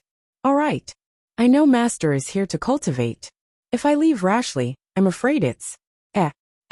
Mas. Master, you agreed. I Ching's eyes widened in disbelief. He felt like he was hallucinating. After all, those who chose to live next to the demon realm must have encountered some kind of huge obstacle in their cultivation, and had no choice but to do so. When it came to cultivation, the greatest taboo was to give up halfway. She actually agreed to leave so easily. Get up. Shenning pulled him up. Why didn't you say you knew the way? She had been living in this lousy forest for a few months now. If it wasn't for the fact that the hunter refused to bring her out no matter what, and that she had a terrible sense of direction, and was afraid that she wouldn't even be able to find a thatched hut to sleep in, she would have gone out long ago. Sure enough, there were benefits to having a disciple. When are we leaving? There's no time like the present. Why don't we leave now? Lunch can be packed. Master. I Ching felt a lump in his throat. He was so touched that he had nowhere to put it. Master was really a kind person. He had no regrets in joining the sect. What are you standing there for? Shening turned and walked out of the kitchen. She waved her hand. Hurry up and pack lunch. We'll eat as we go. Time is of the essence. Forget about the dish in the pot. It was already burnt anyway. Yes. I Ching rubbed his nose and suppressed the gratitude in his heart. He turned and extinguished the fire. He straightened his back and walked out in big strides. There was a faint sense of Master's pride surging out. She could finally leave this shabby place. Shening was a little excited. She rushed into the house to pack, but found that she had nothing to pack. After thinking for a while, she turned and left a note for Rabbit. When she went out, her chef disciple had already packed lunch and was waiting for her. I'm done. She walked over and asked casually, which way? I Ching pointed to the right. South will do. Let's go then. Yes. He raised his hand out of habit. Suddenly, a sword appeared in front of him. He took a step forward and flew on the sword. He was about to speed up when he turned back to see that someone was still in the same place. He reminded her, Master? The road to Black Heaven sect is long. We need to fly on the sword. Shening. What kind of high-tech technology was sword flying? If she could fly, would she have been trapped here for 4 months? Master? I don't know how. Ha! I Ching almost thought that he had heard wrongly. Seeing that she did not look like she was joking, he asked tentatively, Master, are you used to flying on artifacts? I don't know how. Then what about flying? Never heard of it. Then stealth. I don't know. I Ching was silent for a whole minute before flying back with a complicated expression. He hesitantly reached out to her and said, Then can I give Master a ride? Sure. She replied instantly. She turned and jumped onto his sword. Thank you. I'm standing still. Let's go. That eager look, no matter how he looked at it, seemed a little overly excited. She looked very much like a young disciple from a sect who was flying on a sword for the first time. I Ching shook his head and threw away this ridiculous thought. He led the others and flew on the sword again. Master was so powerful. How could she not know how to fly on a sword? There must be another reason. Could it be that she suffered some internal injury when she helped him expel the demonic aura last night? She did not tell him so that he would not worry? The more he thought about it, the more he felt that it was possible. He could not help but turn back to look at Shening. Master was really too kind. Shening, who was really flying for the first time. What's with this cheap chef's look of concern for a disabled child? Isn't it just a ride? The two of them spent a whole 2 days flying. After leaving the forest shrouded in demonic aura, they passed through a wasteland. It was not until the afternoon of the 3rd day that they saw a small city in front of them. They could even faintly hear the bustling sounds of people. Master, we're here. I Ching stopped and put away his spirit sword. This is Black Heaven sect? Shening looked up at the words in front of the city gate, but found that she could not see it clearly. No. I Ching shook his head. This is the nearest cultivator city, Xuanyu City. The road to Black Heaven sect is too long. If we fly on a sword, I'm afraid it will take half a month to reach the mountain gate. There is a transportation array in this city. It can be sent directly to Black Heaven sect. Oh, although she did not really understand, it should be saying that there was a shortcut here.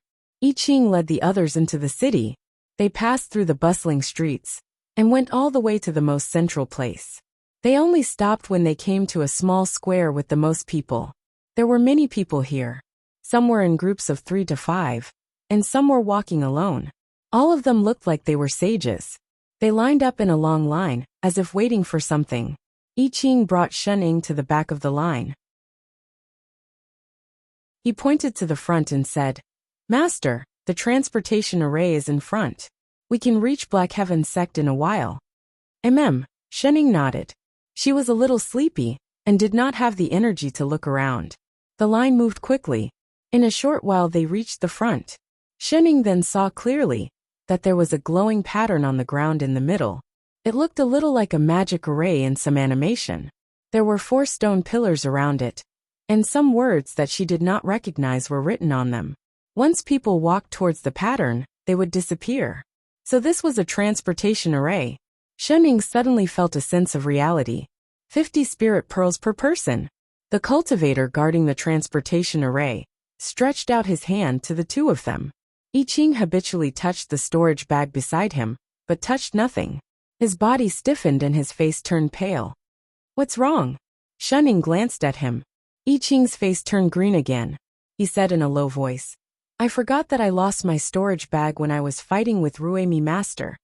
Did you bring spirit pearls? What are spirit pearls? I Ching. Guard.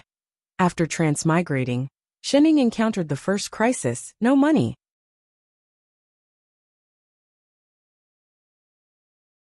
Chapter 10. If the 2 of you don't want to move, then move aside. Don't block the people behind. The guard impatiently waved the 2 away and continued to stretch out his hand. The guard took out a translucent pearl and handed it over, then walked towards the pattern. Master. I Ching's face was full of guilt. It was already a miracle that he survived the battle with Ruemi. He really forgot about losing his storage bag. It's all my fault. If I hadn't come in a hurry to deliver the soul-devouring Gonfalon, Master wouldn't have brought so many spirit stones. No, I really don't have money. Master, why don't you walk around the city first? 50 spirit pearls isn't much. I'll find a temporary job in the city. I'm sure I'll be able to earn enough for the teleportation fee before dawn, he suggested seriously. Forget it, let's go together. Shenning nodded. It'll be faster if there's 2 of us. With that said, she directly pulled him out of the square. I Ching seemed to be very experienced in such matters. After asking around on the street for a while, he brought her to the tallest building in the city. When they reached the in-charge, he cupped his fists and said, Fellow Taoist, I heard that this place needs guards. The in-charge was polite and returned the greeting. He looked at the 2 of them and said, Indeed, the treasure convention of the jewelry pavilion needs a few guards with high cultivation. May I know who you are? I'm a sword cultivator, a golden core cultivator. A golden core sword cultivator. The in-charge was delighted and bowed again with excitement. So you're a Dao Lord. I wonder if you meet the requirements. Of course you meet the requirements. The in-charge smiled like a flower. The auction today was special. He originally thought that it would be good to find a foundation establishment cultivator, but he did not expect to find a golden core cultivator. There were not many golden core cultivators in the entire Xuanyu city, let alone a sword cultivator. Dao Lord, you only need to escort the person who obtained the treasure today back, after the treasure convention. The reward is 2 inferior grade spirit stones. What do you think, Dao Lord? I Ching thought about it and asked. For the 2 of us, 2 inferior grade spirit stones each. 2 of us? The in-charge was stunned. He turned to look left and right before noticing Shenning. When did this person get here? He actually didn't notice him just now. Upon closer inspection, the other party did not have the slightest bit of spiritual energy. He was actually a mortal, but when he thought that the other person was a golden core cultivator, he felt that it was impossible. He asked, Fellow Taoist, are you also here to be a guard? Forgive me for being blind, but what is your cultivation level? I don't know either. I don't know, what kind of guard are you here for? The in-charge's mouth twitched. He could not afford to offend a golden core Dao Lord. Then a total of 3 inferior grade spirit stones for the 2 of them. How about that? All right. Shenning nodded. It was a package price. Previously, he had learned that a piece of low-grade spirit stone was equivalent to 100 spiritual beads, which was already enough for his travel expenses. I Ching swallowed the explanation that was about to come out of his mouth. Yes, it must be because Master wanted to keep a low profile. Please come with me. The steward brought the 2 of them to the 2nd floor. Only then did they realize that it was already filled with people, and they could faintly hear the voices of people shouting prices. It looked like a small auction. The steward had them wait in a small compartment. I Ching also started to take the initiative to explain the nature of this short-term job. This was a business. Usually, when a business obtained a rare Dharma treasure, Dharma artifact or elixir, they would hold an auction. Every time this happened, the shop would temporarily hire some cultivators to escort the people who had bid for the item back. It was also considered an after-sales service. However, these guards were usually foundation establishment cultivators, and all of them were itinerant cultivators. When I was in foundation establishment, I often took on such jobs. Don't worry, master. This city is very small, and the area is not wide. Usually, it won't be too far away. It will be over before daybreak, and it won't take long. Oh, Shening nodded. All in all, this was a short-term job that saved time and effort. But what did it mean to stop the chicken? They waited for close to 3 hours. The sky was already dark, and the voices outside slowly stopped. People started to leave one after another. The in-charge brought them in front of a cultivator. I Ching took a look. Although the other party was only a young cultivator at the 9th level of Qi refinement, he was wearing a 3rd level Dharma robe. He must be the young master of an immortal cultivation family. He was also holding a black box in his hand, which should be the Dharma artifact that he had just bid for. Tao Lord, this fellow Taoist Lu is the customer who will be escorting today. You just need to send him to the Lu residence in the west. I Ching nodded and led the young man out. The other party was very polite. Perhaps he was surprised that a golden core cultivator was escorting him, but he seemed a little excited along the way. He talked about how he had bid for the treasure in his hand as he walked towards the west of the city. The Lu family was considered a well-known family within a radius of 100 miles, but it was still a distance away from Xuanyu City. What's more, after leaving the city, they had to pass through a bamboo forest. The forest was deep and full of leaves, and there was a lot of miasma. It was not suitable for flying swords. This time, he had bid for a rare 4th level Dharma artifact. For such an important customer, the Precious Treasures Pavilion naturally hired the best people to escort him, in case someone killed him and stole his treasure. Shening had no objections to this kind of simple physical work, but why did he drag it until night time before leaving? She was so sleepy. Tao Lord, after leaving this forest, we'll reach the Lu residence. The cultivator with the surname Lu pointed ahead. Thank you for the journey, Tao Lord. It's my duty. Don't stand on ceremony. I Ching looked around. I'm afraid this forest is dangerous. Don't worry, Tao Lord. Cultivator Lu said nonchalantly. Cultivator Lu casually said, although this Xuanyu city is a remote small city, it has always been peaceful. Nothing will happen here. It's better to be careful just in case. Tao Lord, you must be joking. Although I can't use sword kinesis in this forest, I often walk here and there have been no problems. Cultivator Lu was still nonchalant. It's all because the manager of the Precious Treasures Pavilion thought too much and wanted to find someone to escort me. Although 4th level Dharma artifacts are rare here, they are very common outside. Could it be that someone will really? Before he could finish speaking, a white light suddenly shone under his feet. An array formation instantly took shape. The ground shook, and a large patch of thorny vines drilled out, smashing toward Cultivator Lu. Cultivator Lu jumped in fright. His hands lost their balance, and the box he was holding just now fell. It was directly sucked in by the crazily growing thorny vines. My Dharma artifact. Be careful. I Ching pulled him back, summoned his spirit sword and swung it forward. A sharp sword chi swept toward the thorny vines, instantly cutting off a large patch.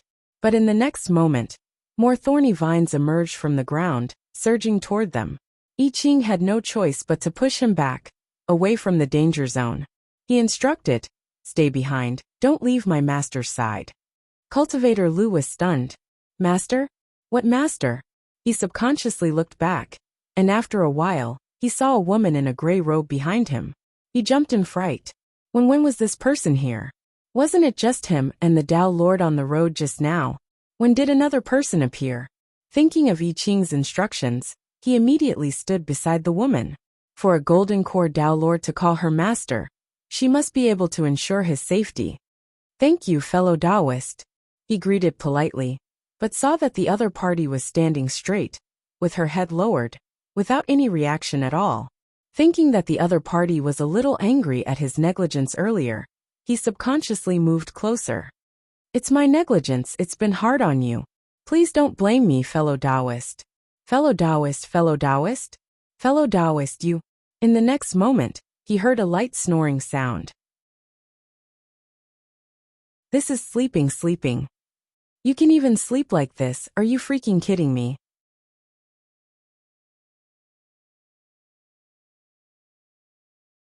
Chapter 11. Ha, this demonic tone bell is finally mine. Suddenly, a man in his 40s or 50s appeared on the thorns in the center of the array. He was dressed in black, and his face was covered in black stripes. He was excitedly holding the box that the young cultivator had thrown away. It's you, Cultivator Lu, who was about to wake him up, looked up at the man in shock. You know him? I Ching asked. He's the one who raised the price against me at the Precious Treasure Pavilion just now. The cultivator glanced at the black stripes on the man's face and shrank back. I didn't expect him to be a fiendish cultivator. Brat. The fiendish cultivator took out a bell-like Dharma artifact from the box and glared at the young cultivator. This demonic tone bell is a fiendish cultivator Dharma artifact. How dare a chi refinement brat like you fight with me for it? Nonsense, Dharma artifacts are not spirit artifacts. They don't need to recognize their owners. I was the one who bought it. You can buy it, but you can't use it. The fiendish cultivator waved his hand, and a large patch of thorns swelled crazily again, whipping toward I Ching. I Ching rushed directly into the patch of thorns and changed his sword technique.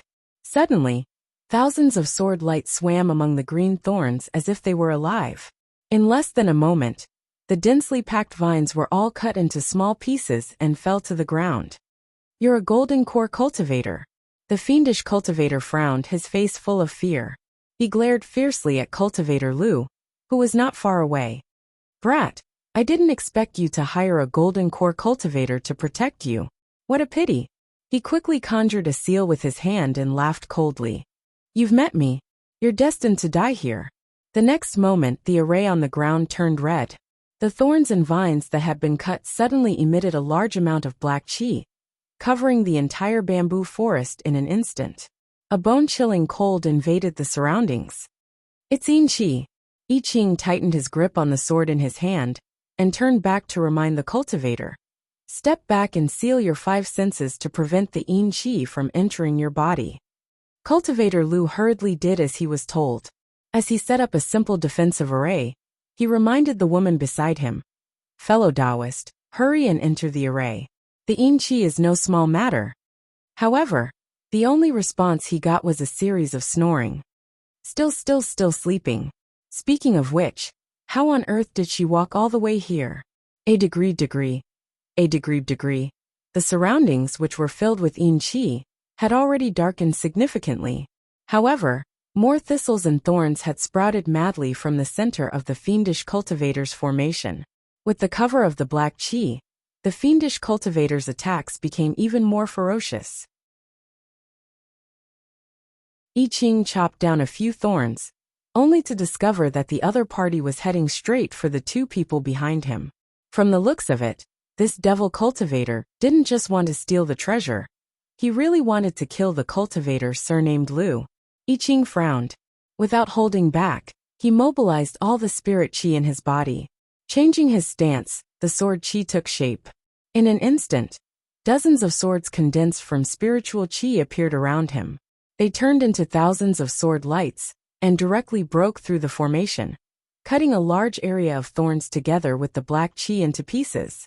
The array beneath his feet cracked, and the fiendish cultivator spat out a mouthful of blood. He looked at I Ching in disbelief. How is this possible? My Yin gathering array. You're a sword cultivator. His cultivation was clearly above him, and with this formation, it was impossible for him to win. Unless the other party was a sword cultivator. Only a sword cultivator could challenge someone of a higher level. Sword cultivators cultivated the Tao of the sword. They focused on the sharp blade in their hands and the sword intent in their hearts. They did not rely on any spells or elixirs. They focused on cultivating themselves. That was why they were stronger than cultivators of the same level. That was why it was more than 100 times harder to advance than other cultivators. It was so rare that he did not expect to bump into one. What's more, it was a golden core sword cultivator. Sword cultivator I Ching, I Ching said. I Ching. The other party was shocked again. As if recalling something, his face turned pale. You're the sword cultivator who killed Ruemi. His expression changed. He could not care less about the other party's reply. He waved his palm forcefully and created a skull-like black chi to attack I Ching. At the same time, he turned around and fled. I Ching changed his sword technique and split the black chi with his sword. The spirit swords around him flew out and chased after the fiendish cultivator. In an instant, a sword array was formed around the fiendish cultivator, trapping him in the middle. The fiendish cultivator panicked. He tried desperately to break out of the sword array, but to no avail. His face was so pale that there was not a trace of blood in it. He looked at I Ching in horror and hurriedly threw the Dharma artifact in his hand. Give it to you. I don't want it. Anyway, you guys are fine. Spare me. I was just possessed for a moment. I won't dare to do it again. I beg you. You're a fiendish cultivator. I Ching walked closer step by step. There was not a hint of emotion on his face. It's not your first time killing people and robbing their treasures. If I let you go, wouldn't I be helping the evildoer? I can't spare you this time. With that said, he raised his sword. The surrounding sword light shone brightly and thousands of sword chi shot towards the array. No. The fiendish cultivator screamed in horror. Just as he was about to be killed by the sword chi, there was a sudden ringing sound. The bell Dharma artifact that he had thrown out flew up and rushed directly towards I Ching's back. Tao Lord, be careful! Cultivator Lu exclaimed. I Ching's sword stopped. He reflexively turned around and slashed at the Dharma artifact. The fiendish cultivator in the array suddenly broke out of the array and hit his chest. Although he did not hit, he grabbed something. Not good. Soul-devouring gonfalon. Ha. The black chi on the fiendish cultivator grew, and he rushed out of the sword array. In his hand was the soul-devouring gonfalon. I really got it without any effort. The man laughed even more wildly. He looked excited. I just wanted to snatch a small Dharma artifact. I didn't expect to see this gonfalon. You were stupid enough to bring it with you. Did you really think that this sword array could trap me? He had done it on purpose. He pretended to be trapped by the sword array and threw the demonic tone bell to attack him. His target was the soul-devouring gonfalon on him. I Ching frowned. He had been too careless. Although the gonfalon had been sealed, it would still leak ghost chi. He had thought that with it, his spirit chi would be able to control the ghost chi on the gonfalon and prevent it from hurting others. But he had forgotten that no matter how weak the ghost chi was, ordinary cultivators would not be able to feel it. Fiendish cultivators could see it at a glance. Let go of the soul-devouring gonfalon. Let go. The fiendish cultivator laughed coldly. Do you think I'm an idiot like Ruemi? With such a treasure in hand, I can't believe I lost to you. So what if you're a sword cultivator? Today, I'm going to sacrifice you to the gonfalon. With that said, he summoned a stream of yin chi and slapped it directly at the seal on the gonfalon. Stop. I Ching flew forward to stop him, but it was too late. The seal he had set on the gonfalon shattered. The golden Dharma talisman broke into thousands of pieces. Thick ghost chi immediately spewed out, and the temperature dropped. Ha. The soul-devouring gonfalon is mine. The fiendish cultivator laughed louder and louder. His eyes widened as he looked excitedly at the eerie ghost chi around him. From now on, no one below the soul formation stage will be my match. With tens of thousands of ghosts at my command, I puffed. Before he could finish, he spat out a mouthful of blood. The situation had changed. Unbeknownst to him, a claw had suddenly appeared on his chest. The claw did not have a physical form. It was made of black chi, but it had pierced through his chest. In the palm of the claw was a still beating heart. The fiendish cultivator lowered his head in a daze and looked at the beating heart. Before he could react, the claw tightened and crushed the bloody heart. Ghost. King. The fiendish cultivator said the last sentence, his eyes still wide open. He fell straight from the sky, no longer breathing.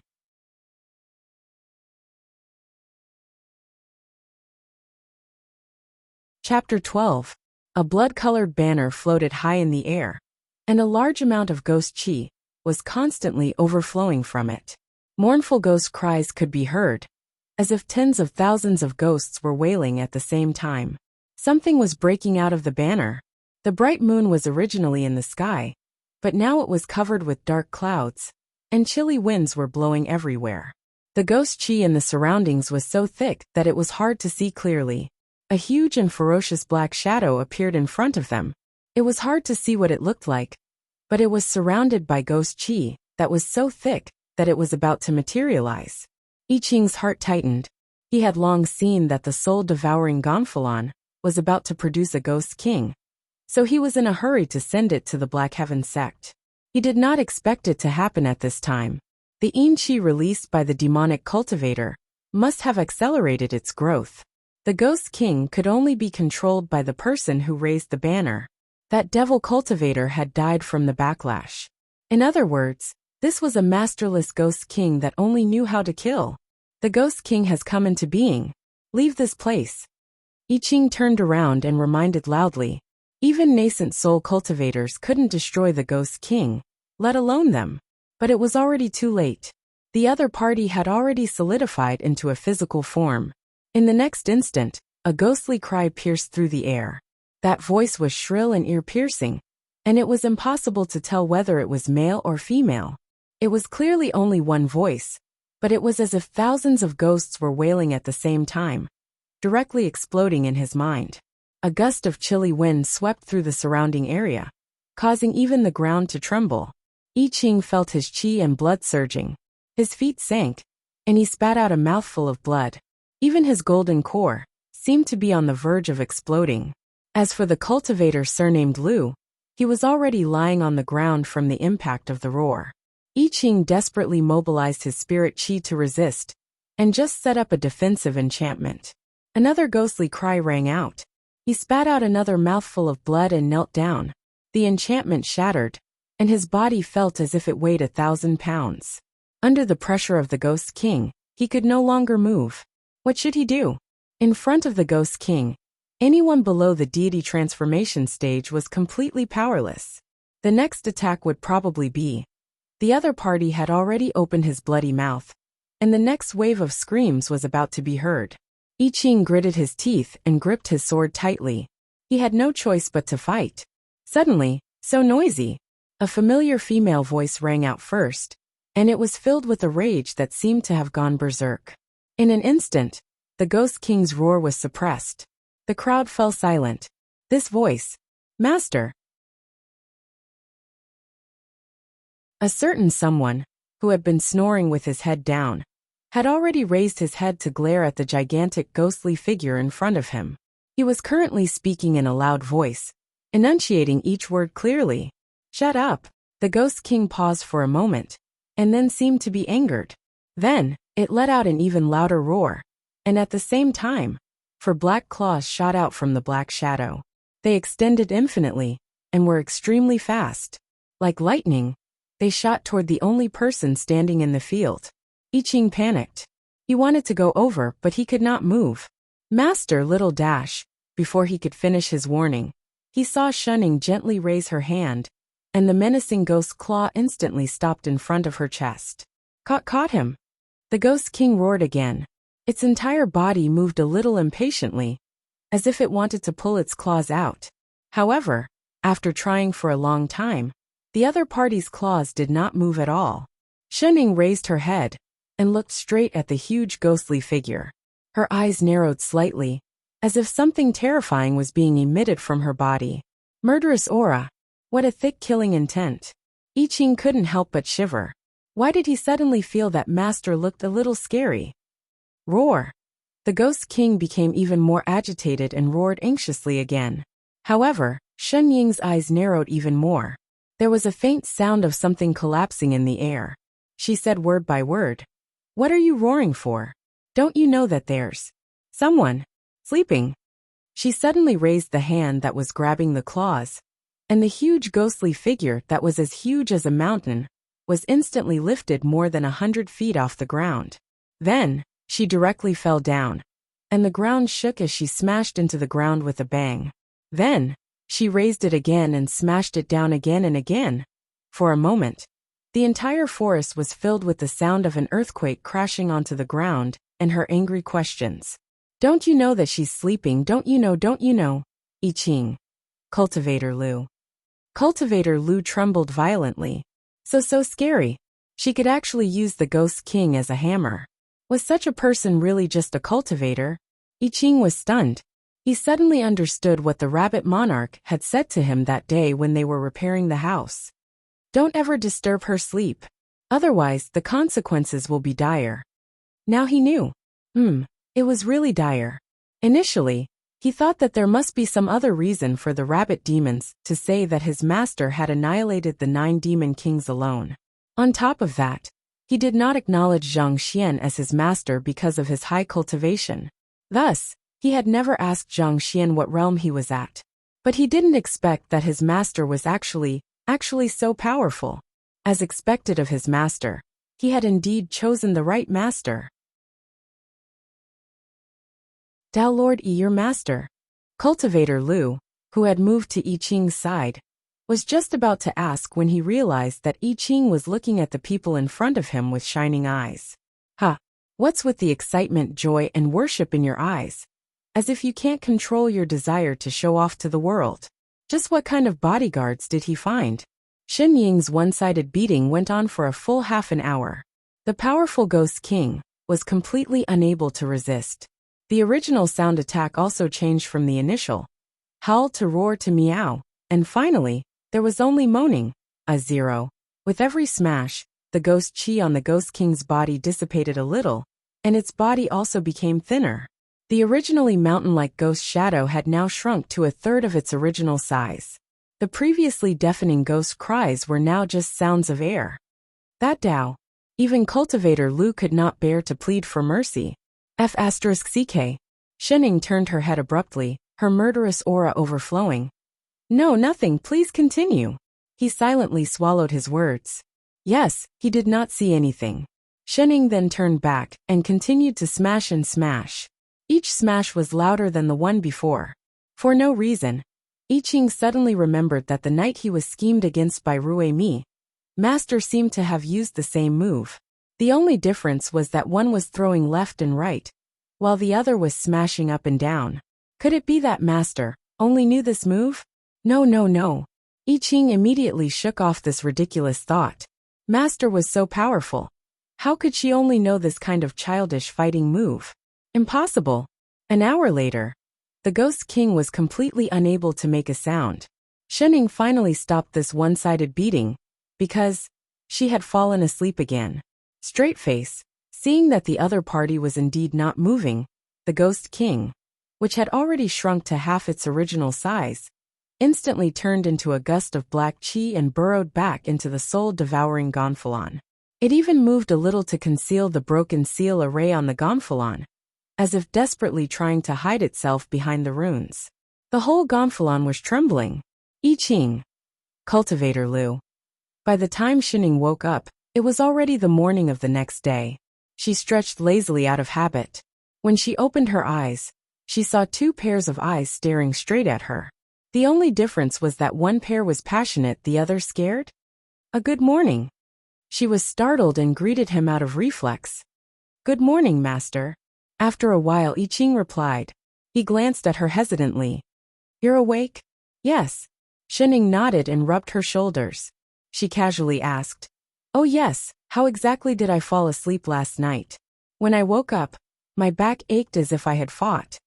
The 2 of them. Didn't they just fight? Master, have you forgotten?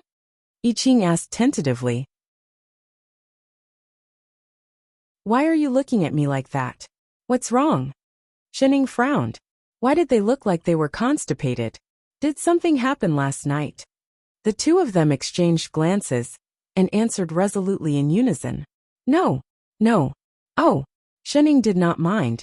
She shook her especially sore left hand, only to find that most of the bamboo forest around her had fallen. There were bare branches and few leaves. Was there a strong wind yesterday? It was so strong.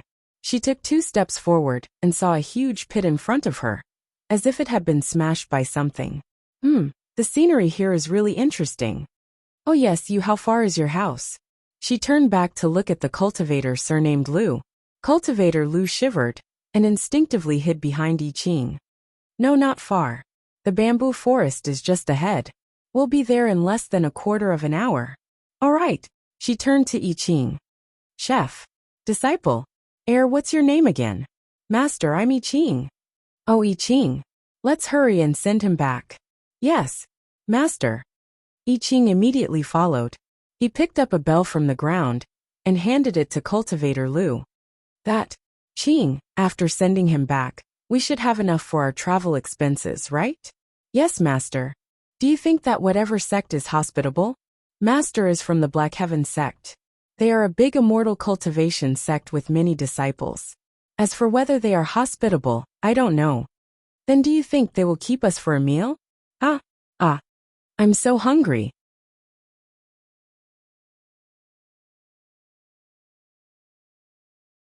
Chapter 13. Black Heaven Sect, Qingyan Hall. Say it again. What did that person bring up the mountain? Black Heaven Sect Master Shi Qiu, who was sitting high up in the hall, stood up abruptly. Sect Master. That person said it was the soul-devouring Gonfalon, the disciple replied. Soul-devouring Gonfalon? It's actually the soul-devouring Gonfalon. Could it be the fiendish cultivator Ruemi? Shi Qiu stepped forward and said angrily, what a good fiendish cultivator. He actually dared to break into my Black Heaven sect. I want to see what he's capable of. Brothers, come with me to destroy this demon.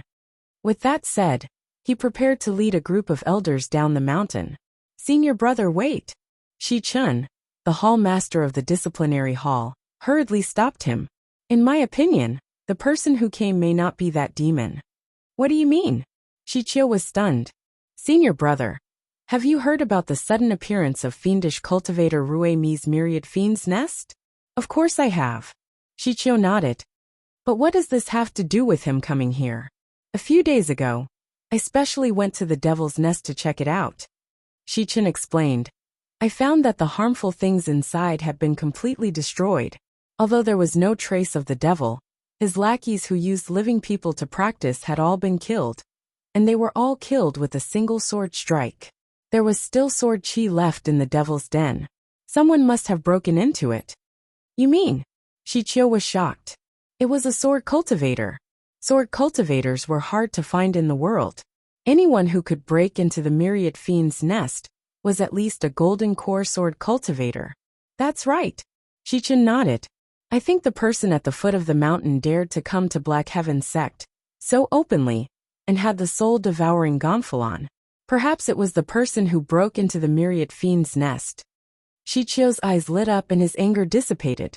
Anyway, he looked at the disciples in the hall with a little excitement. Quick, invite that person up. He walked back to the main seat and sat down. In less than a quarter of an hour, a man came in from the door. He was wearing a long white robe and looked less than 20 years old. His whole body carried a sharp sword chi. Upon closer inspection, he was actually a golden core sword cultivator. He held a black flag in his right hand. Ghost chi could be faintly seen surging within it. It was indeed the legendary soul-devouring Gonfalon. Sword cultivator I Ching greets sect master Qiu and perfected ones. He cupped his fists and bowed. I Ching. Shi Qiu was shocked and stood up from his chair again. You're that itinerant cultivator, I Ching. Yes, I Ching replied. He was even more surprised. Even the hall masters present turned to look at the people in the hall. It was because I Ching's name was too famous among itinerant cultivators, and even fiendish cultivators. No one knew where he came from. When he appeared, he was already at the Jindan stage. It was rumored that he hated evil and loved to fight for justice. The number of fiendish cultivators who had died at his hands was innumerable. Itinerant cultivators had always been undisciplined, and there were all sorts of people. Most of them would either turn into demonic cultivators or specialize in stealing, killing, and robbing. He was like a clear stream in the itinerant cultivator world. He was as upright as steel, Any evil person who offended him would never have it good. He was also a sword cultivator, and was already stronger than his peers. It was rumored that all fiendish cultivators below the Jindan stage had been beaten up by him. There were very few fiendish cultivators who came out to commit crimes. Fellow Taoist, what brings you to Black Heaven sect this time? Shi Qiu asked. I Ching held the flag in his right hand horizontally and said in a low voice, I'm here to hand this flag over to your sect. I would like to ask your sect to use its clear spirit qi to dispel the ghost qi on the flag and release the tens of thousands of resentful souls inside. This is the soul-devouring Gonfalon. That's right. Fellow Taoist, I wonder if that fiendish cultivator Ruemi is dead. Sure enough, Shi Qiu was a little agitated. But Hall Master Shi Chun, who was next to him, asked anxiously, Were you the one who caused the appearance of the myriad fiend nest a month ago? Yes. Everyone exclaimed again. It was really him. The fiendish cultivator Ruemi had always been a thorn in Black Heaven sect's side. He had committed many evil deeds, but his whereabouts were secretive. No one knew where his old nest, the myriad fiend nest, was. His cultivation level was also at the perfected Jindan stage. Coupled with the soul-devouring Gonfalon, even a nascent soul cultivator would not be able to gain an advantage over him. Black Heaven sect had tried to encircle and annihilate him many times, but could not find his shadow. Unexpectedly, he had solved the problem. He could actually defeat him above his level. He was indeed a sword cultivator. Ha ha ha ha. Heroes indeed come from the young. Shi Qiu laughed out loud and exchanged glances with the other hall masters. Everyone had the same thought. Such a talent must be kept at all costs. Thank you, fellow Taoist, for helping our sect get rid of Ruemi this scourge. Shi Qiu smiled brightly and patted I Ching's shoulder in appreciation. Subduing the fiendish cultivator was not my doing alone, I Ching answered honestly. Fellow Taoist, you don't have to be so humble. This person has been a scourge, and has long been wanted by all the sections. Shi Qiu smiled even more happily, and pointed to the Gonfalon in I Ching's hand. Now that he has been executed in our sect's jurisdiction, our sect will naturally be responsible for the matter of the soul-devouring Gonfalon. Thank you, Sect Master Qiu. I Ching directly handed over the Gonfalon in his hand. Since this matter has been settled, I Ching will take his leave now. Just as he was about to turn and leave, Shi Qiu stopped him. Fellow Taoists, please wait. Shi Qiu quickly set up a few sealing Dharma arrays on the soul-devouring Gonfalon, and kept the Gonfalon. I see that you have an outstanding talent, and are full of sword qi. I believe that you will be able to condense sword intent in a few days. However, comprehending sword intent is dangerous, and cannot take the slightest bit of provocation. Fellow Taoist, it will be even more difficult for you to be alone. Have you ever thought of joining a sect and receiving its protection? Thank you, Sect Master, for your kind intentions. I Ching shook his head. I have no intention of joining a sect. Fellow Taoist, don't be in a hurry to refuse. Shi Qiu continued to persuade him. Although our Black Heaven sect is not very famous, we are still considered the leader of the 3 sects and 4 schools. Among the 3 sects and 4 schools, only our sect has a deep understanding of sword cultivators. Our Uncle Master is a soul formation sword cultivator.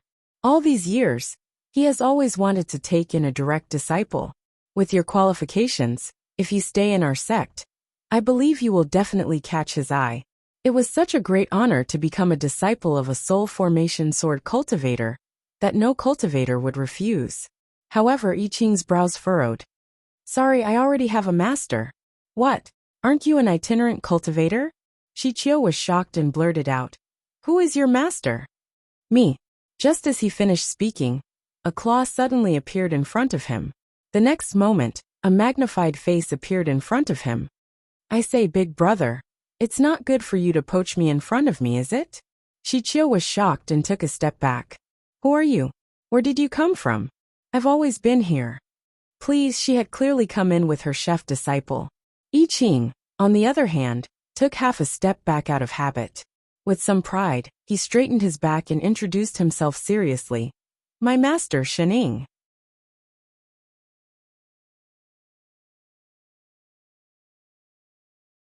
Chapter 14. Shun. Shining? Who? Who? He had never heard of her before. The point was, when did this person start standing here? He was a dignified nascent soul cultivator. Yet he did not notice her at all. Shichio looked at his fellow disciples around him in disbelief, only to see that they had the same surprised expressions. His heart sank, and he glanced at her warily. He even released his divine perception, only to find that there was no spirit chi on her. So she was a mortal. Shichio heaved a sigh of relief. He must have been too shocked by Ruemi's execution to notice this person. But I Ching, a golden core sword cultivator, actually had a mortal woman as his master. This was strange. Although sword cultivation was difficult, as long as one formed their core, their future was limitless. Why did he have such a master? Miss Shun. Shichio smiled and greeted her. No matter how he looked at her, she looked like a mortal. Thinking about it carefully, perhaps this person was a mortal master that I Ching had acknowledged before he started cultivating. Yet he did not forget his master, even after stepping into the immortal Tao.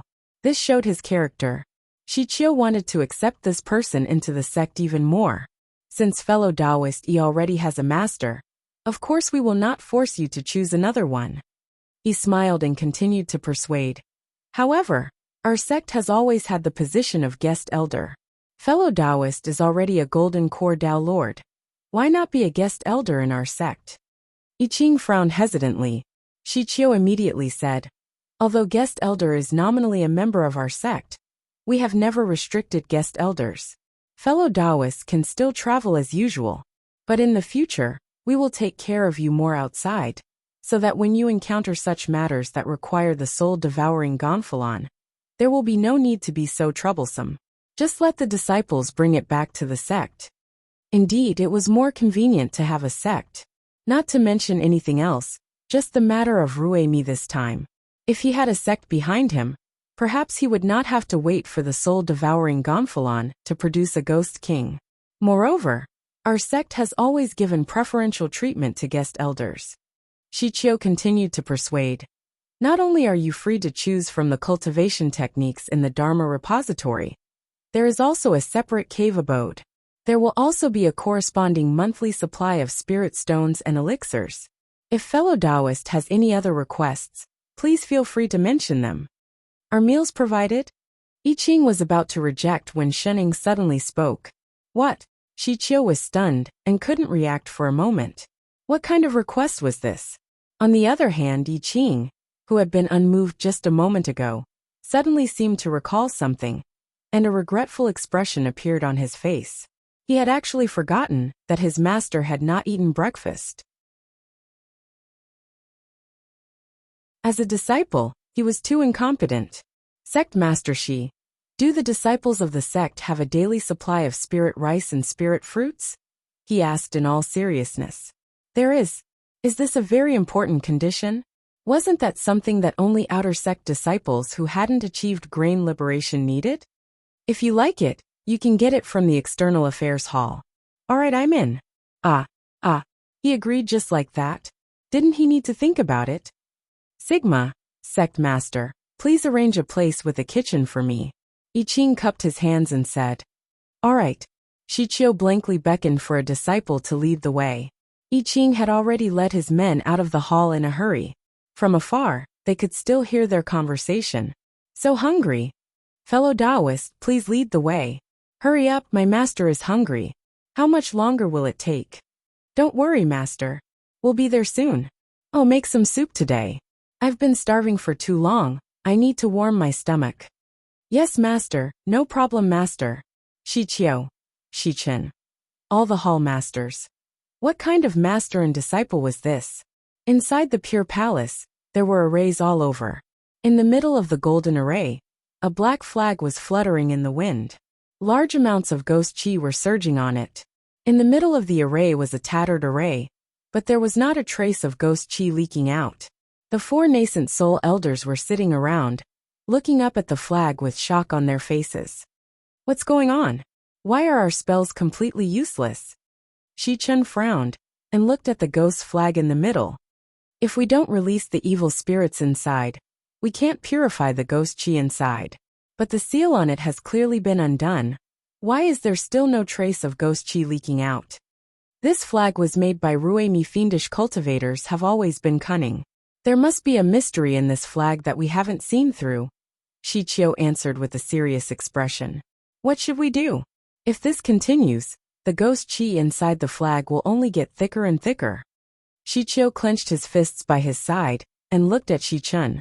Let's ask Uncle Master to come here. He has always been the most knowledgeable about array formations. Shichun immediately took out a Dharma talisman and conjured a hand seal. The Dharma talisman immediately turned into a stream of light and flew out. In a short while a male voice rang out in the palace. What's the matter? Why are you calling me so urgently? A figure suddenly appeared in the palace.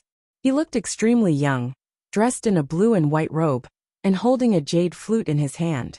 His shoulders were draped with black hair, and his face was like jade. His whole body exuded a clear spirit chi, as if he was an immortal who was untainted by the mortal world, and would ascend to heaven in the next moment. Greetings, Uncle Master Lone Moon. The four of them stood up and bowed. The man nodded his head, his expression still as indifferent as ever. He looked around before fixing his gaze on the flag above. Soul-devouring Gonfalon. Why is it here? Have you dealt with that fiendish cultivator? Uncle Master, Ruemi is indeed dead, but it was not our doing. Shichio bowed respectfully and explained.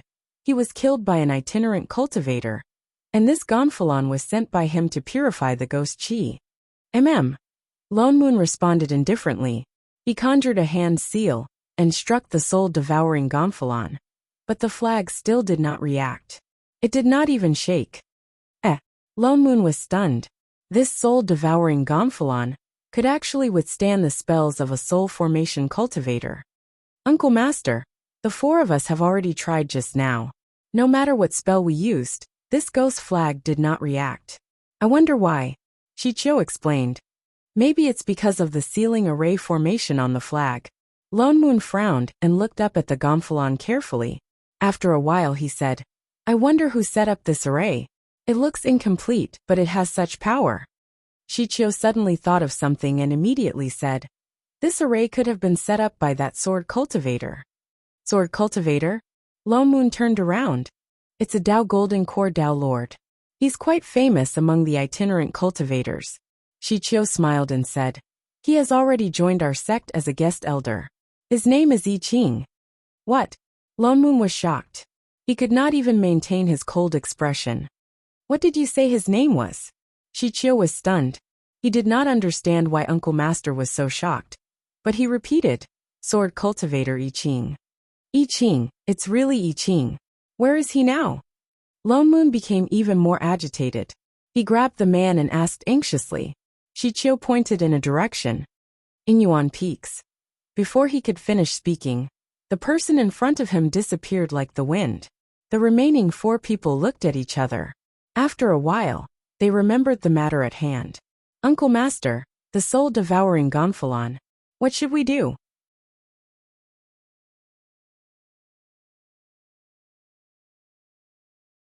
Chapter 15. Lone Moon flew to Inyuan Peak at the fastest speed in his life, before he remembered that he did not ask Shichio which cave abode he was staying in. He had to use his divine perception to scan the entire peak, before he found a strange figure in a small courtyard at the bottom of the peak. He calmed himself down and flew directly in that direction. He had not heard his own heartbeat for a long time. 300 years, a whole 300 years, the person he had been waiting for finally appeared. Lone Moon clenched his fists by his side and took a deep breath to regain his usual calm expression before he walked into the small courtyard. He was finally going to see the future strongest person in the three realms, Sword Immortal I Ching. He looked up to find the aura of the sword chi. He did not know what he actually looked like, and what he was doing now. Was he practicing swordsmanship, comprehending sword intent, or cooking? Why the hell was he cooking? What happened to the promised strongest person in the three realms, the promised sword immortal? Wasn't this a little too down to the earth? For all, Lone Moon's heart stopped, and he felt like he was going to spit out a mouthful of blood. He was blind, he had to be blind. That Qing. Are you done yet? Master, please wait, I'll be done soon. I Ching waved the spatula even faster. Remember to put more meat in. Yes, master, no problem, master. Lone Moon. He faintly heard the sound of disillusionment. He stood in front of the courtyard for a full quarter of an hour, until the figure in the kitchen walked quickly into the house with the dishes. He then remembered his purpose.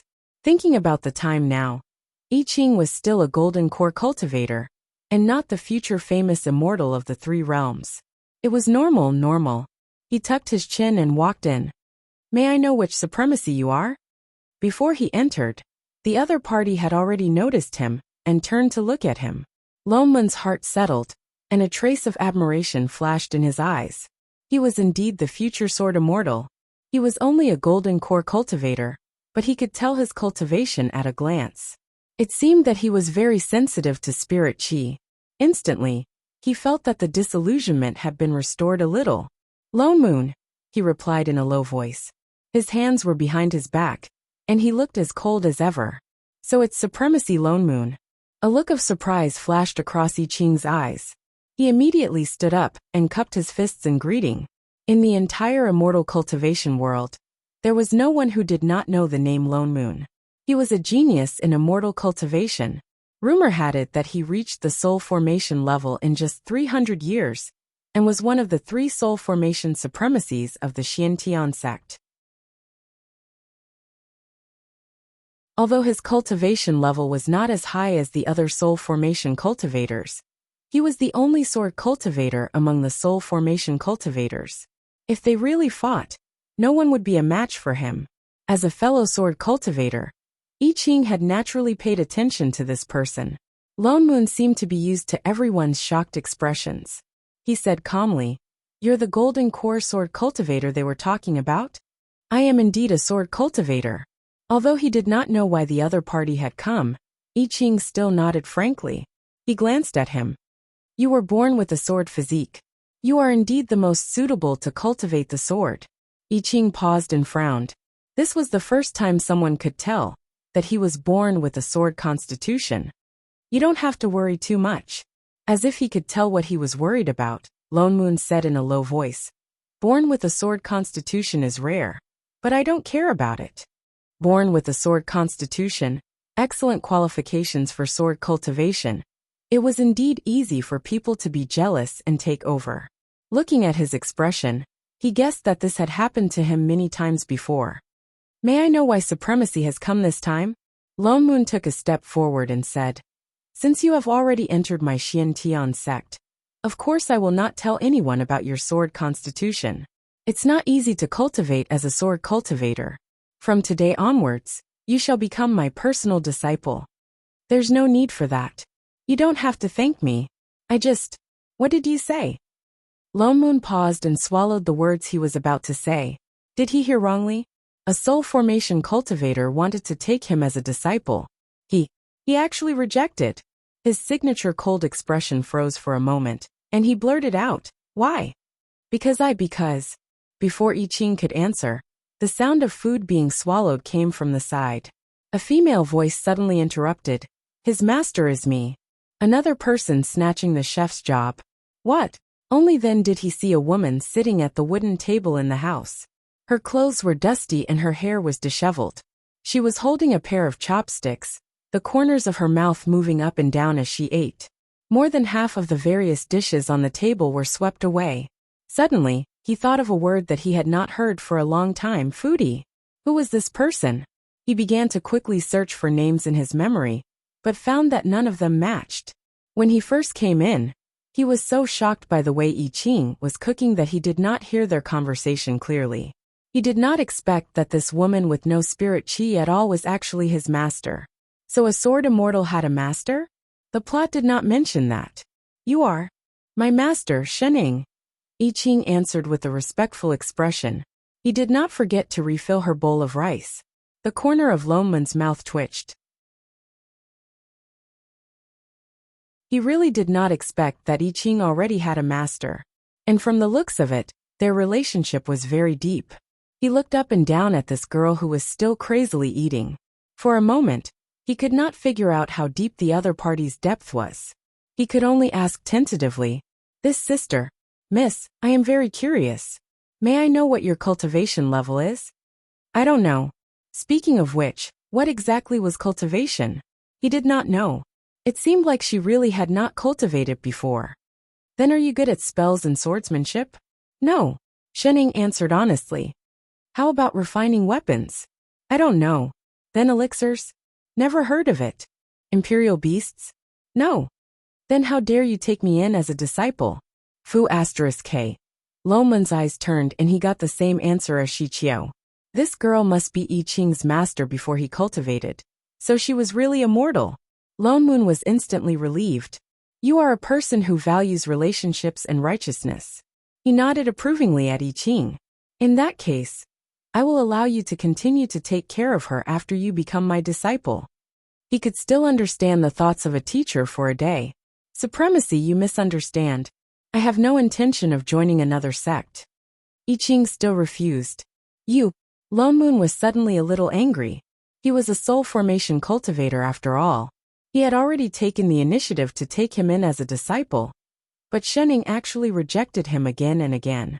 Even if he was a future sword immortal, there was no need to put on such airs. It is said that a teacher for a day is a father for life.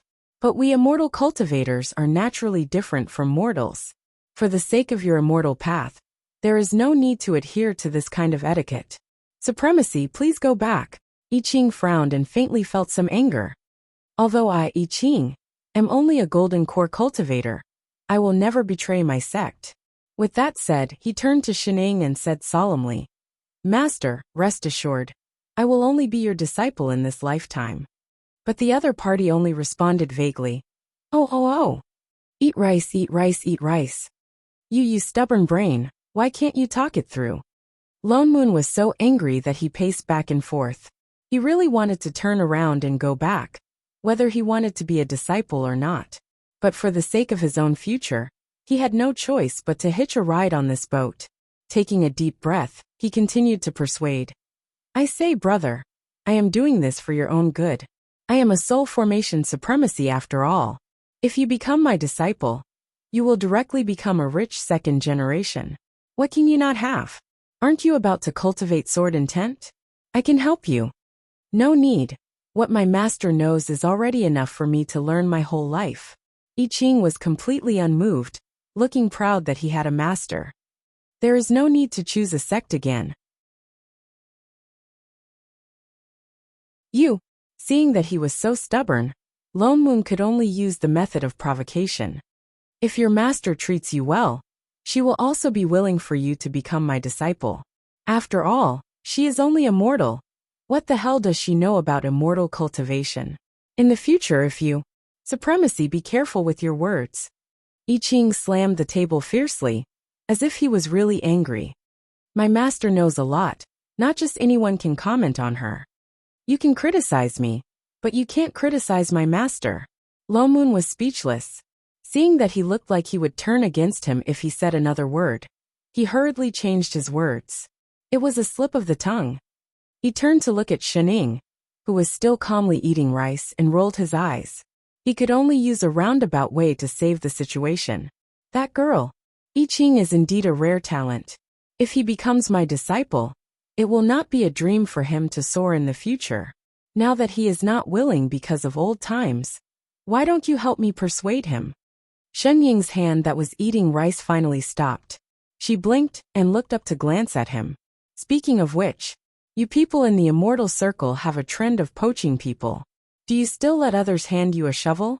Don't worry, I sincerely want to take him as my disciple. If you have any questions, you can ask me." Lone Moon hurriedly added, "All right." Shenning sighed and put up the chopsticks in her hand. "I only have one question." "Speak. How long have you transmigrated?" "Not long, just about 300 years. "Oh." A while later, Lone Moon. "Holy shit."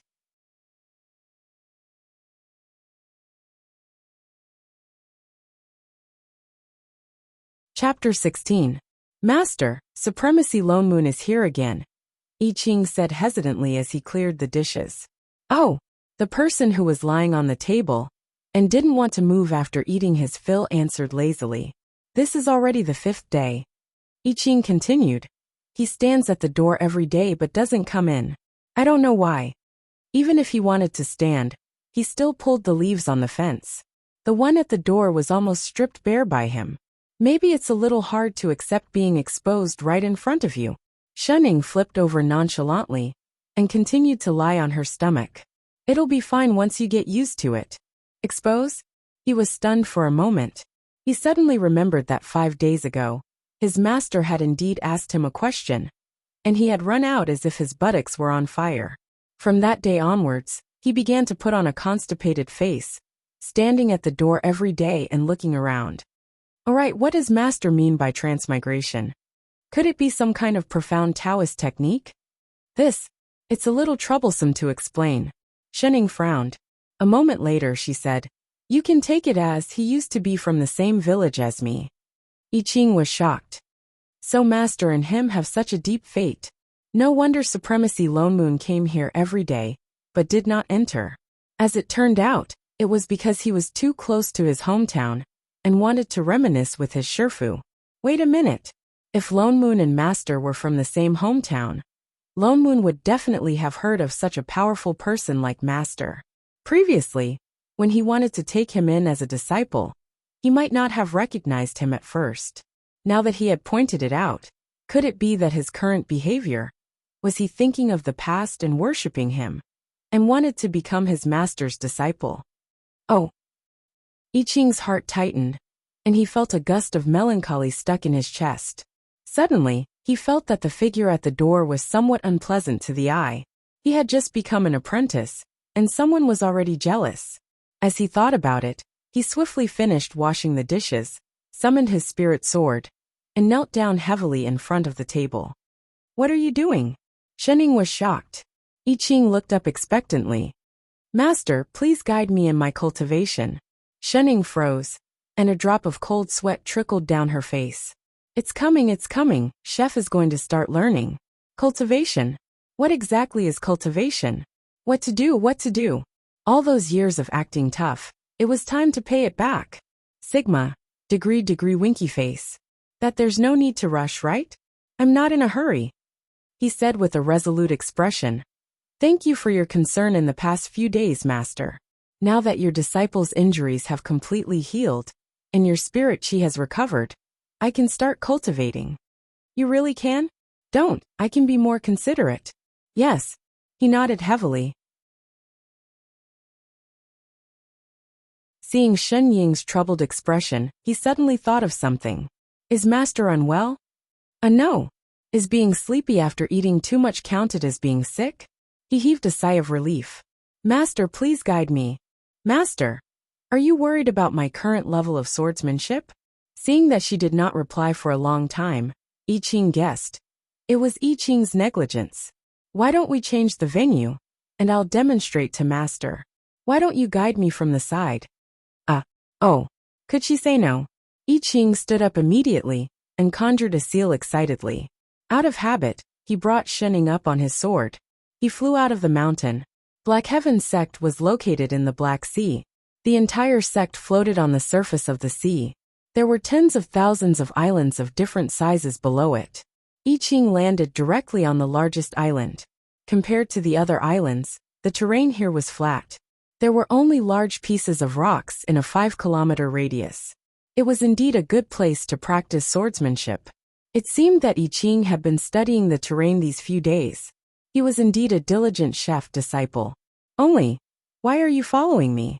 Shenning turned to look at Lone Moon, who landed right behind them. He was dressed in a blue and white robe. None of your business. Lone Moon rolled his eyes. He could not even be bothered to speak. He completely let himself go.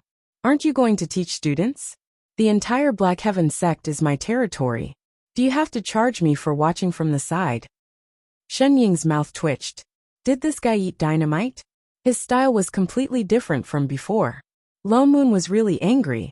He had been in this world for hundreds of years. His journey was considered smooth sailing. His luck was off the charts. He could casually cultivate to become a soul formation cultivator. He thought that his life would be so smooth. In his heart, He almost thought of himself as one of those main characters who transmigrated. Although he later discovered the truth of this world, fortunately, it had nothing to do with him. The day his identity was exposed, to be honest, he was really shocked. He wanted to confirm it, but he was afraid to confirm it with her. This feeling of suddenly finding out that he was not the only sweetheart of God, who could understand? Who could understand?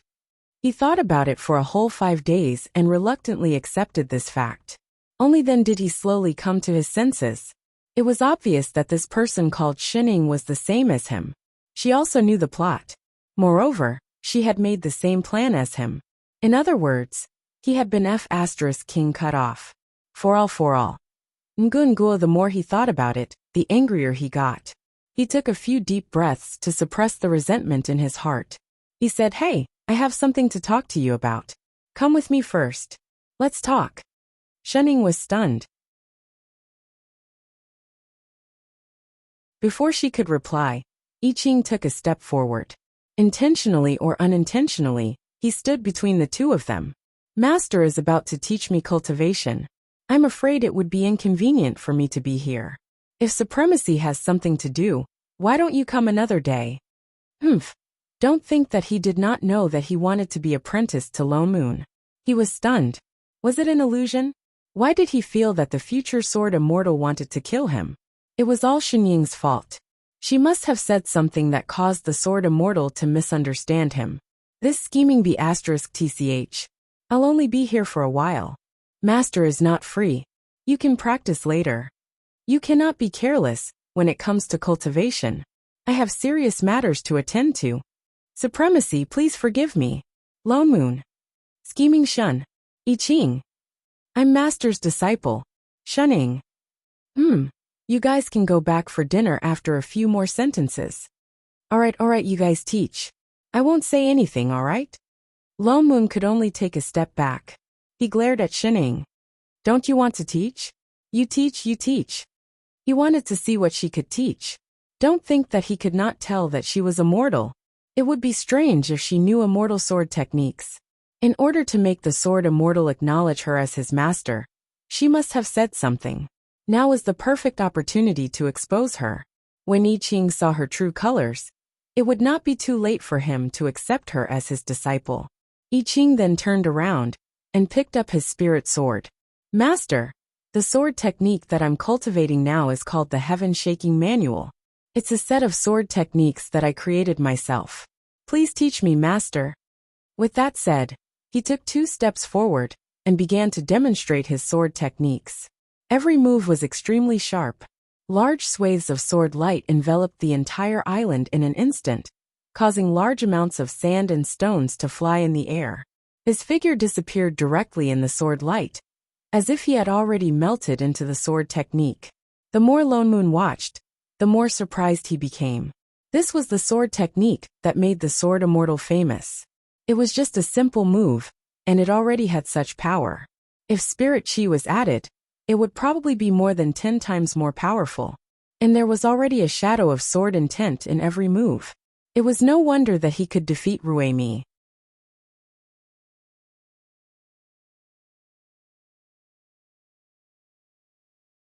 Chapter 17. I Ching demonstrated this set of sword technique for more than an hour. The moves were ever-changing and extremely powerful. Although he tried his best to restrain the sword chi, the entire island was still shaved off when he retracted it. Master, this is the sword technique I usually use. I Ching cupped his fists and bowed to Shening. He looked straight at her, his eyes shining. Shening subconsciously praised. Not bad. Just a little slow. Thank you, Master. He became even more excited. Please guide me, Master. Shening stiffened. Sweat began to form on her forehead. Guide what? She didn't know anything about sword techniques at all. Lone Moon, who was at the side, laughed and said gleefully, That's right, give him some guidance then. This. Did Master not bring a suitable weapon? I Ching hurriedly handed the spirit sword in his hand to her. It's my carelessness. Why don't you use mine first? Do you have to be so considerate? Quick, guide me. Lone Moon's smile deepened. He even pushed her and said in a strange tone, If you don't hurry, the sun is going to set. Master, Shenning looked at the sword in her hand. Actually, I think you were pretty good just now. She didn't need to change it anymore. Che, forget it. Before I Ching could speak, Lone Moon sneered. Stop pretending. If you can use one move today, I'll be your disciple. You? Shenning glanced at him. Do you know how to cook? Why would I cook for myself? Oh, then don't. You? Who the hell wants to be your disciple? For all. Shenning ignored him. She took 2 steps forward and looked at the flat island. She held the sword in her hand. How did the chef disciple use it just now? It seemed like she had to raise it first. She raised the sword with one hand above her head. It looked like she was holding a dumbbell. There was no order to it, not to mention the moves. Ha! Lo Moon couldn't help but laugh again. He watched as Shenning swung the sword down forcefully, waiting for her to fall off the horse. Suddenly, a storm rose from the ground, and the sword transformed into a sword light that was as bright as the sun, traversing between heaven and earth. With a wave of Shen Ying's hand, it swept across the entire island. With a loud bang, the entire island was split into 2. However, the sword light did not stop there. It continued to fly into the distance, and swept past the Black Heaven sect not far away. It split a floating peak on the upper right, and went straight into the sea, eventually disappearing into the sky. The white clouds in the sky were split into 2, and the entire surface of the sea suddenly sank, the seawater separating from the middle. A bottomless crack extended into the distance. The entire world seemed to have been cut by a knife. There was only the sound of seawater filling up the crevice. I Ching. Lone Moon. Ugh. I think I used too much strength. Looks like I'm not suited for using swords. Shenning scratched her head and threw the sword back to Chef. Well, what are we eating tonight? The 2 of them stared blankly for a long while. Finally, the experienced I Ching snapped back to his senses and replied reflexively. Mapo tofu, right? Master was indeed master. Omega, alright, when are we going back? Immediately. Master is tired today. Shall we have an extra dish? Good chef disciple. Lone Moon so scary. Wait. She wanted to say chef just now, right? That must be it. Why don't we go back and prepare now? Master, wait. I Ching took a deep breath and looked at Shen Ying with a serious expression that he had never shown before. Please forgive me for my stupidity. I have not understood the intention of Master's move. I didn't mean it. I don't understand. Master just waved it very simply. Why did it have such power? Shen Ying's mouth twitched. How would she know? Maybe I have more strength. Strength? Lone Moon, who are you kidding? Is this something that can be done with strength? Utensils, haven't you heard of it? Shen Ying said seriously. 1 person can defeat 10 people with great strength. Lone Moon. This is obviously copied from a martial arts novel. Only a ghost would believe it. Utensils.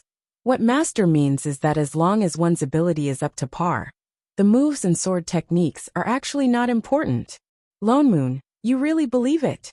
Degree. 1 person can defeat 10 people with great strength? 1 person can defeat 10 people with great strength. I Ching murmured. Suddenly, the spirit chi in his body surged. Sword chi overflowed. Even the spirit chi in the surroundings began to surge. Lone Moon, damn, what the hell is an epiphany? This is obviously a lie, brother. Chef, what's wrong with you? Seeing that he suddenly sat down, Shen Ying could not help but reach out and poke him. Don't touch him. Lone Moon slapped her hand away. He's in an epiphany. You will be in danger if you interrupt him. What kind of master is she if she can't even tell? And now she doesn't even change her way of addressing him. Is it really okay to call him chef? Lone Moon suppressed the complaints in his heart. He quickly conjured a seal and set up layers of defensive arrays around I Ching. The duration of an epiphany varied. Looking at the rich spirit chi and sword chi around him, it was probably a big epiphany. How long would it take?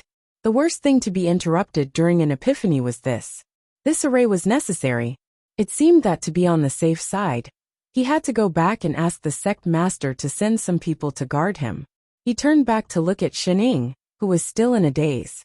The corner of his mouth twitched. Why did he suddenly not want to take in a disciple? He looked again at the 2 halves of the island. The seawater was still separated. And the floating peak of the Black Heaven sect that was split in half. Wait. Why did he feel that the floating peak looked a little familiar? Holy shit.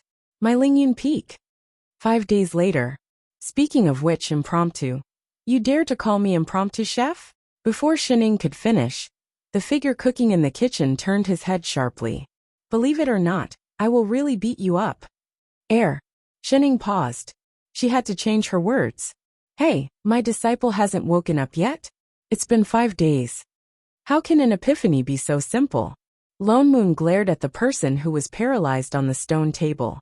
Also, my name is Lone Moon, not that. It's fine if you can't remember your own disciple's name. After all, we are from the same hometown. Remember my name well. Zai. I haven't eaten for 5 days. She didn't even have the strength to remember names. 5 days. Lone Moon directly threw the thing in his hand at her. Then what have you been eating these days? Pig feed. She caught it and muttered softly.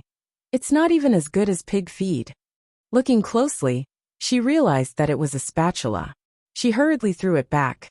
Quickly flip it, the pot is going to burn. The corner of Lone Moon's mouth twitched. Something in his mind snapped.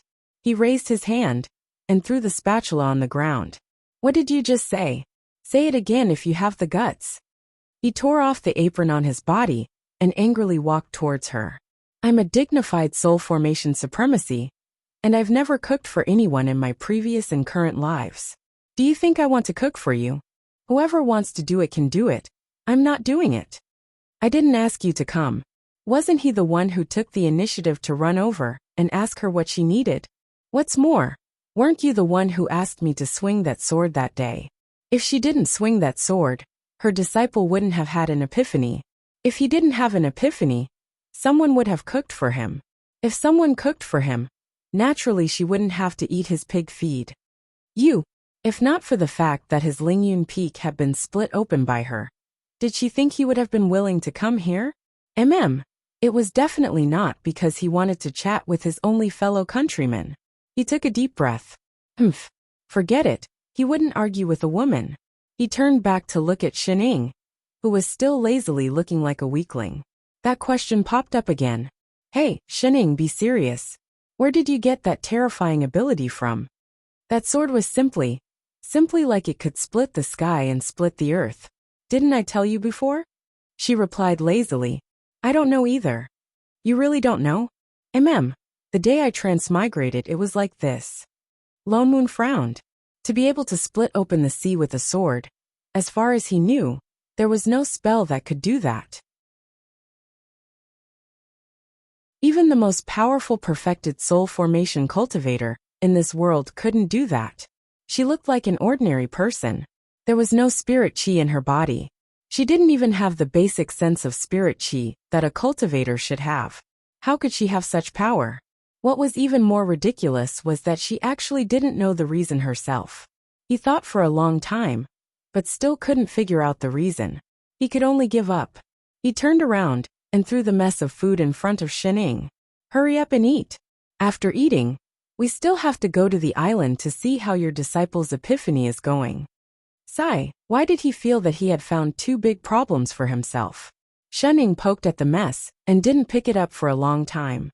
Her expression became even more disgusted. The word pig feed was written all over her face. After poking at it for a long time, until a certain someone was about to go berserk, she finally stuffed it into her mouth.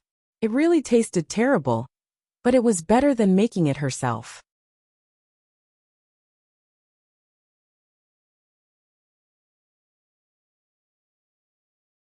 Chapter 18. Lone Moon was just about to drag this lazy bum to the island when a disciple hurried over and hurriedly bowed to him. Greetings, Supremacy. You're a disciple of the Central Peak? Lone Moon frowned. Why is Shichio looking for me? Venerable One. The sect master said that the soul-devouring gonfalon has changed. Venerable One, please go and check it out quickly. The soul-devouring gonfalon has not been purified. Lone Moon was shocked. He had already set up a purification array 3 days ago. By right, no matter how strong the evil spirit inside was, it should have been purified. Could something have happened? Let's go to Pure Clarity Palace. He waved at the disciple, and was about to fly on his sword when he turned around and pulled Shuning up with him. "You're not allowed to sleep. Didn't you bring that banner? Come with me to take a look." How troublesome. The two of them quickly flew to Jingqing Palace. The moment they entered, Shi Qiu greeted them with a solemn expression. "Martial uncle." Shi Qiu cupped his fists and bowed. He turned around and pointed inside. "You're finally here. Look at this soul-devouring gonfalon." Lo Moon looked up. Indeed, the ghastly flag was still floating in the air. It was as black as ink, and had not changed at all from 3 days ago. The purification formation he had set up on the ground was still glowing with white light, and the other hall masters were also sitting around the formation eyes, activating their spiritual qi. What? Could it be that the ghost qi in this banner is immune to my formation? That's not the case, Shi Qiu hurriedly explained.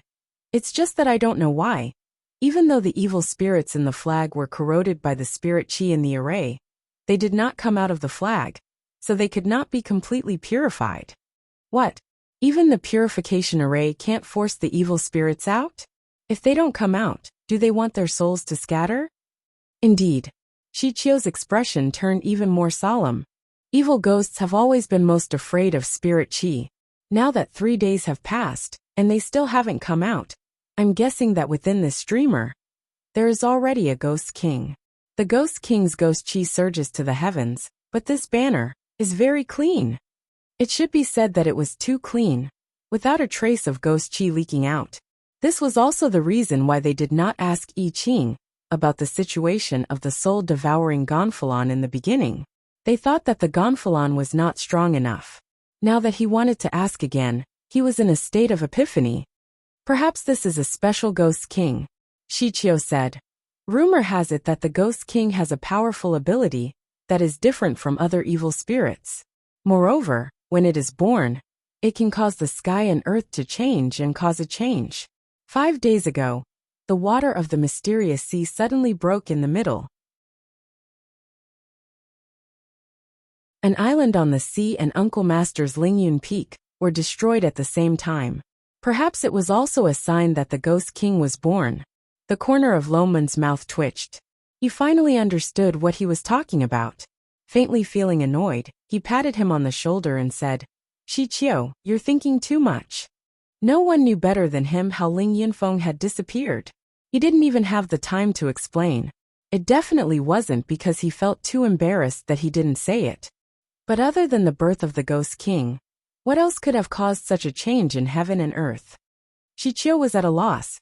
In any case, it has nothing to do with the Ghost King. Don't worry, I will take care of the soul-devouring gonfalon. Suddenly, he wasn't worried about the soul-devouring gonfalon anymore. He raised his head to look at the banner in the sky again. He formed a hand seal and retrieved the banner. On a closer look, apart from the array formation that was so broken that it could not be seen clearly, there was nothing special about it. Hey Shining. He turned his head and nudged the sleepy person beside him. Isn't this banner sent by your chef, Apui, your disciple? Do you know what the array formation on it is? Huh. Shining looked confused. She took the banner and asked, what does array formation mean? Array formation is... Wait. Lone Moon was about to explain when his eyes suddenly widened as he looked at her hand. This banner is moving. He saw that the banner, which had not moved for a few days, suddenly shook and swayed in Shun Ying's hand, as if it was suddenly blown about by a strong wind. Shening, what did you do? I didn't do anything. Shening raised the banner curiously. And why is it dripping water? Has it been soaked in water? She saw that the banner was suddenly soaked and water was dripping out. Don't move. Lone Moon hurriedly held her hand. Listen, there seems to be a sound. There was a sudden silence. Sure enough, a small sound rang out in the room. It was extremely soft, as if it was deliberately suppressed. Intermittent sounds slid across the room. Ing-ing, ing-ing, ing-ing eh. Why did he feel that this sound was so much like crying? _. Not good, it's the Ghost King's sound attack. Shi Qiu immediately jumped back and shouted to the people in the room, as if facing a formidable enemy. Quick, set up the barrier. The other 4 hall masters tensed up, and also took a step back. One by one, They lit up a circle of golden defensive barriers around them. Shichio explained as he formed a seal. The Ghost King's sound attacked the primordial spirit directly. This sound is no small matter. The other hall masters also voiced their support. I didn't expect this banner to really have a Ghost King. Uncle Master, be careful. Uncle Master, quickly put the banner back into the array. We cannot let the Ghost King's sound spread out.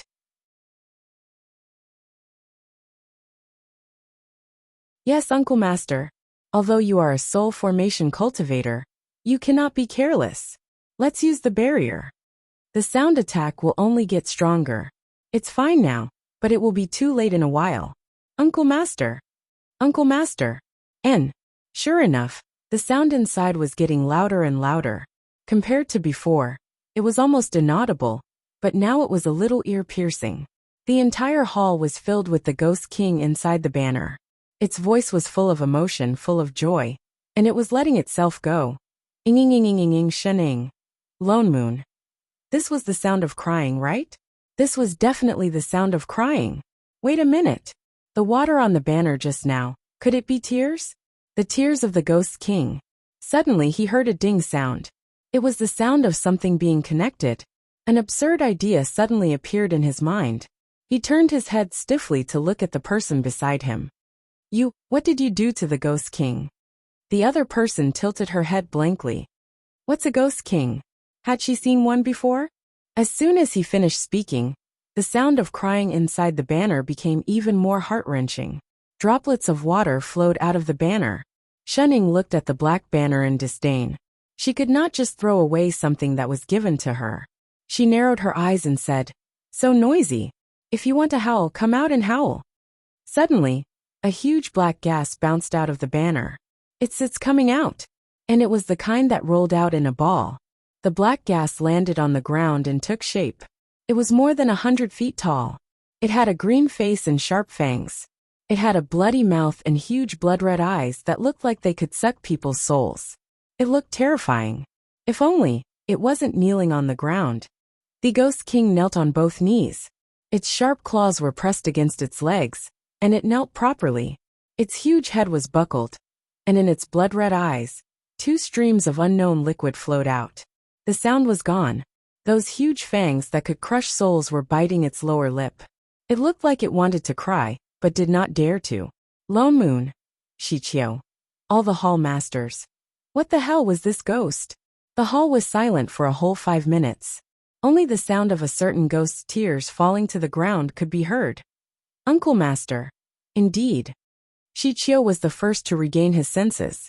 He seemed to have thought of something, as he looked at Lone Moon in surprise. This Ghost King was indeed chased out by you. The corner of Lone Moon's mouth twitched. What did it have to do with him? This was obviously Shen Ying's doing, all right? Uncle Master is right. I overestimated this Ghost King before. I didn't expect that under Uncle Master's suppression, it could not even stand up. No, I couldn't suppress it. It was not afraid of him at all, was it? Uncle Master, you don't have to be so humble. I am indebted to you for your help this time. It turns out that this Ghost King did not come out because it was too afraid of you. Are you all blind?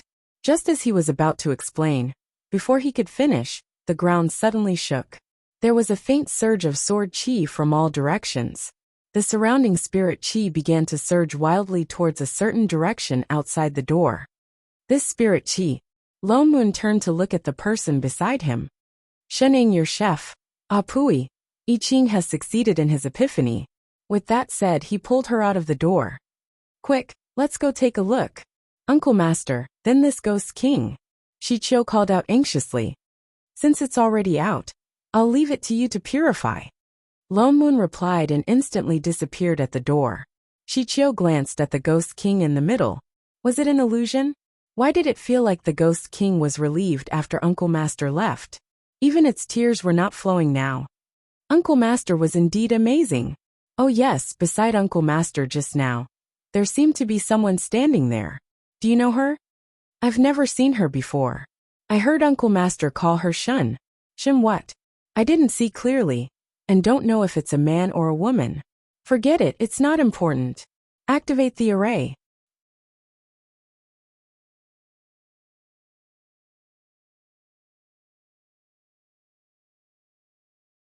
Chapter 19. Lone Moon brought Xining and flew directly towards the island. The closer they got, the thicker the sword chi became. Within a radius of 1.5 kilometers, the island was completely surrounded by sword chi. They could not go any further. They could only stop in midair and look at the island that was surrounded by strong sword chi and spirit chi. The spirit chi in the air became thicker and thicker. As if attracted by something, it mixed with sword chi and surged towards the island, as if it was about to become solid. Why aren't we moving? Xining reached out and poked the person in front of her. Do you want to die? He turned back and rolled his eyes. Don't you see the sky full of sword chi? If we go any closer, we will be sliced into pieces. Sword chi. Xining tilted her head. What was that? When a sword cultivator has an epiphany, he will release all the sword chi in his body to understand the great Tao. At this time, the sword chi will not be controlled by his primordial spirit. It will attack anyone who comes near. Oh. What do you mean by oh, and shaking your head at the same time? If you don't understand, just say it. I don't understand. F*ck. He knew it.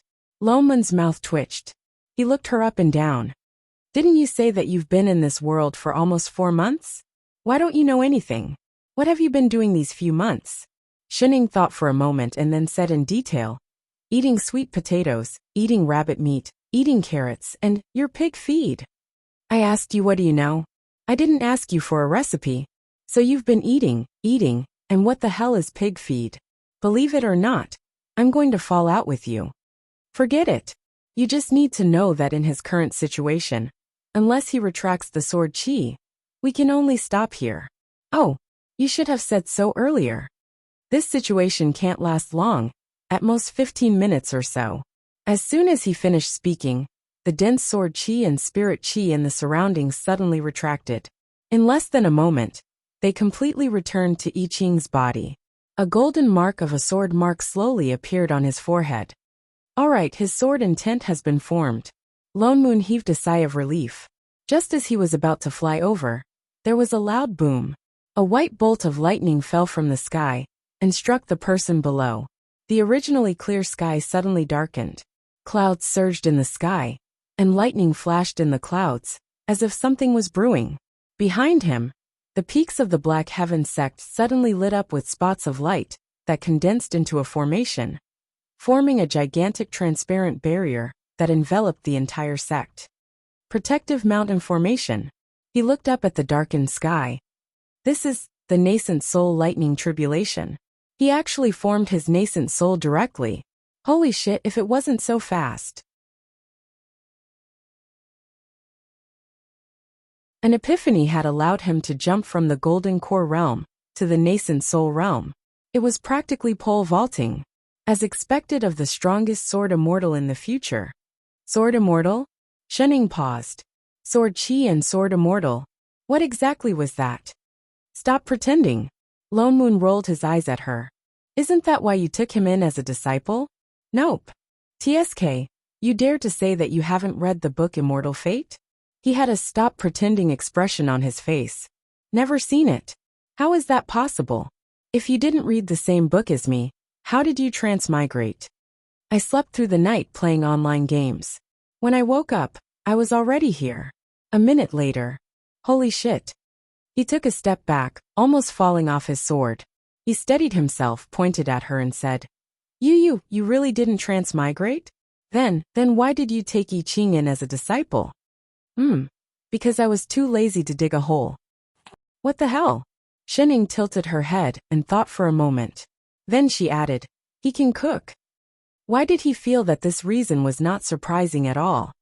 You really don't understand anything about this world. What should I understand? How did this fellow survive until now with a blank face? The corner of Lone Moon's mouth twitched. His expression changed a few times like a palette. After a while, he took a deep breath and took out a fan dharma artifact. He threw it out, and it turned into a huge fan. Then he pulled her up and sat her down. Now that we can't return to Black Heaven sect, let me give you some general knowledge. Otherwise, you won't even know how you died. He cleared his throat and said, to put it simply, the world we are in is called the Azure world. The Azure world is divided into 3 big and small worlds. The Upper Azure world, the Middle Azure world, and the Lower Azure world. The Upper Azure world has the densest spirit chi, followed by the Middle Azure world and the Lower Azure world. That's why most people in the Lower Azure world are mortals. There are very few immortal cultivators. Their cultivation is at most nascent soul. I heard that there are less than 10 nascent soul cultivators in the entire Lower Azure world. Gu Qing gestured the number 10 and continued. We are now in the Middle Azure world. There are less than 20 soul formation cultivators in the entire Middle Azure world. There are 3 sects and 6 schools in the Middle Azure world. Black Heaven sect is the leader of the 3 sects and 6 schools. We have 3 soul formation cultivators. Of course, I am one of them. There are 8 other soul formation cultivators in the other 2 sects and 6 schools. Oh, what about the last one? The last one is the Upper Azure world. I have never been there before. I heard that the people there are not very friendly. Lone Moon frowned. It's different from our Middle Azure world. The top cultivators in that world are all from aristocratic families, not sections. The spirit chi there is the densest. I heard that nascent soul cultivators are everywhere and golden core cultivators are like dogs. Oh, Shening nodded. What spirit chi? Lone Moon felt his chest tighten. A mouthful of blood welled up in his throat. He took a deep breath to calm himself down. Calm down, calm down. She's still a newbie, albeit the perverted kind. Spirit chi is something that cultivators cannot lack in their cultivation. It's just like how humans need to eat. Cultivators can only increase their cultivation by breathing in the spirit chi of heaven and earth. All kinds of Dharma spells and sword techniques rely on the circulation of spirit chi. Cultivators have different ways of cultivation. They are divided into dharmic cultivation, sword cultivation, body cultivation, and so on. There are also those that focus on life skills. There are pill cultivators who refine pills, weapon cultivators who forge weapons, talisman cultivators who draw talismans, and so on. I Ching and I are both sword cultivators. The increase in cultivation is divided into several big realms. The beginning stage is called the Qi refinement stage. After that are foundation establishment, golden core, nascent soul, and soul formation. In between the big realms there are 10 small realms. The first 3 are the early stage, the fourth 8 are the mid stage, the 8th and above are the late stage, and the 10th is the perfected. Then what about after the soul formation stage? Above that, of course, is immortal ascension. He spread his hands and said, I heard that one can only ascend to immortal ascension in the Upper Azure world. I'm not sure about the specifics. Maybe when I perfected the soul formation stage, I'll go to the Upper Azure world to take a look. Oh, so there really are immortals in this world. Interesting. This is all common knowledge in this world. I don't know how you've survived for so long, and yet you don't know. Lone Moon once again despised her ignorance. What else do you want to ask? On account of us being from the same hometown, I'll help you again. I only have one question. Speak. What exactly is written in that novel that you read?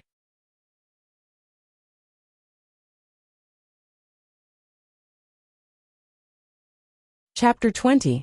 It had been more than 300 years since Lone Moon transmigrated to this immortal cultivation world. It had been such a long time that he had almost forgotten the world he used to live in. It was only when he realized that he had transmigrated into a book that those distant memories slowly surfaced. He remembered that the book belonged to his 16-year-old niece. The little girl had been quiet and did not speak much since she was young. She was like a little princess. There was a period of time when she was hugging that book and reading it more than once. Out of curiosity, he glanced at it. It was a novel read by a little girl. Naturally, it was not very profound. It was nothing more than you love me. I love you, love each other, life and death type. He had always scoffed at such brainless novels. However, some of the descriptions in this book were really unique. Unknowingly, he finished reading it. After so many years, although the details were not very clear, he still had a general impression of the plot. And I Ching was a character in this book. He was the kind of person who was crazy, cool, and awesome. When he first appeared, he was already the #1 sword immortal of the 3 realms. He was a person who could really sweep the 3 realms.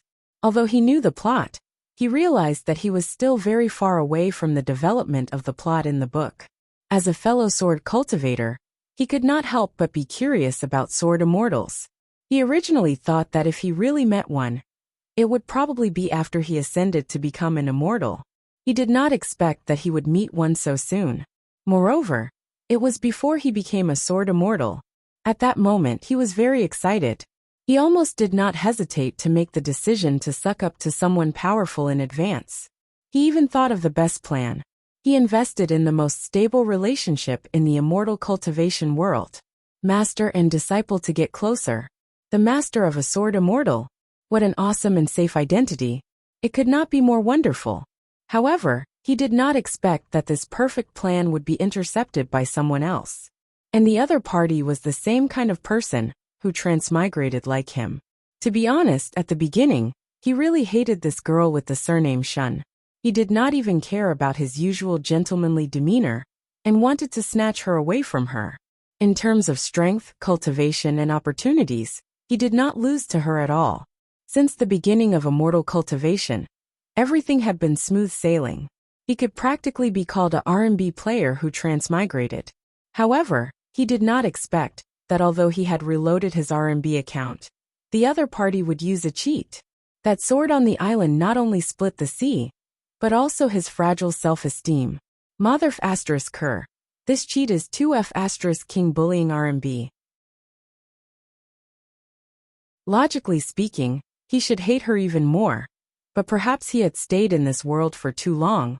Or perhaps he missed his hometown too much. Or perhaps he was tired of this group of ignorant people who never spoke properly. Anyway, by the time she reacted, he was already in the kitchen. Teep apart from Shining. Who else could he say these things to? Who else could he say them to? Who could he say them to? Who could he say them to? Who could he say them to? Taking 10,000 steps back, in a situation where there was no GM, it would be better to have these cheats as friends than as opponents. Therefore, it was the basic duty of a family member to spread the knowledge of this world. As a transmigrator, he naturally assumed that the other party was the same as him, having read the book and knowing the plot before coming over. However, he had miscalculated once again. For all, Ngungul flips table. Isn't this AF asterisk king book world? Why were other people's transmigration methods completely different? Why were all the things that should be taken for granted? When it came to Shining, was she a F asterisk king cheat, or a bug? More importantly, he had just popularized a bunch of common knowledge. Why did she go back to the original question? What did you hear just now? Did you hear it at all? What exactly is this book? Loman's expression stiffened. Suddenly, he recalled the description in the book, and felt his heart stop for a moment, unable to go up or down. Novel. Forget it. The corner of his mouth twitched as he reluctantly squeezed out a few words. Oh. Shining nodded. What's written? That's my niece's book. What else can a little girl read? He harumphed. Isn't it about men and women? Romance novel. I don't think so. His face reddened and he anxiously glared at her. Why are you asking so clearly anyway? It has nothing to do with you. It's not a romance novel, is it? Nonsense, there's not much. How much? 4 or 5 chapters. Hey, I already said it's not a romance novel. I get it. Why are you looking at me like that? Lone Moon instantly exploded from the fan. What exactly did she understand? I already said that's my niece's book. I didn't buy it. What do you mean by that look? Do I look like someone who buys porn? Shining understood and patted his shoulder. I understand, we're all adults. What do you know? It's really not a porn novel. I just flipped through a few pages by accident. I didn't read it in detail. Although the colorful passages did leave a deep impression, it was definitely not because of that he remembered the book. How would I know that little girls nowadays would actually like to read such things? I never read it. One book is equivalent to 300 years. Luckily your niece didn't read a romance novel. Otherwise, who knows what would have happened? Shining. Can I still play? Master. Lone Moon was about to flip out when a familiar voice sounded. He did not know when I Ching had already finished dealing with the lightning tribulation and flew up. Lone Moon then realized that the tribulation clouds in the sky had already dissipated, and the surroundings were bright again. Even the Black Heaven Sect's protective mountain array had disappeared, and I Ching's body was emitting the suppressive force of a nascent soul, especially the mark of sword intent between his brows. One could feel sword chi seeping out just by looking at it. He had indeed succeeded in forming his nascent soul, and now he was a nascent soul sword cultivator. You're done. Shening glanced at him. Yes, your disciple has successfully formed his nascent soul. I Ching bowed, his tone filled with unconcealable excitement. He did not expect that an epiphany would allow him to directly ascend to the nascent soul realm, and that it would go so smoothly. All this was thanks to Master's guidance. He really had a good master. Thank you, Master, for protecting me here. Ah, protecting? Did he? The corner of Lone Moon's mouth twitched. Please, those array formations were set up by him, all right? What happened to his strong sense of spirit chi? Are you blind, sword immortal? Congratulations, perfected I Ching, for successfully forming your nascent soul. All right, you're my backer. I'll bear with it. Supremacy. I Ching turned back and nodded at him with cupped fists. Compared to the former, he was more polite and not close enough. As expected, it was still not balanced. Shening. Is there anything to eat? Shening suddenly asked. The corner of Lone Moon's mouth twitched. Are you a freaking rice bucket? You only remember to eat. For all. Wait a moment, Master. Holy shit, you really do have it. Zero Q. I Ching walked up to the fan and habitually opened the storage bag beside him. As if by magic, he took out osmanthus cakes, lotus cakes, fish slices, golden milk cakes, small heavenly cakes. What happened to being a sword immortal? Why did you carry so many cakes with you? You're a damn chef. Eat, don't stand on ceremony. Shening pushed his hand and pointed to the cakes all over the fan. Lone Moon. For all. Flips table. Who the hell wants to eat with you? Give me back my sword immortal.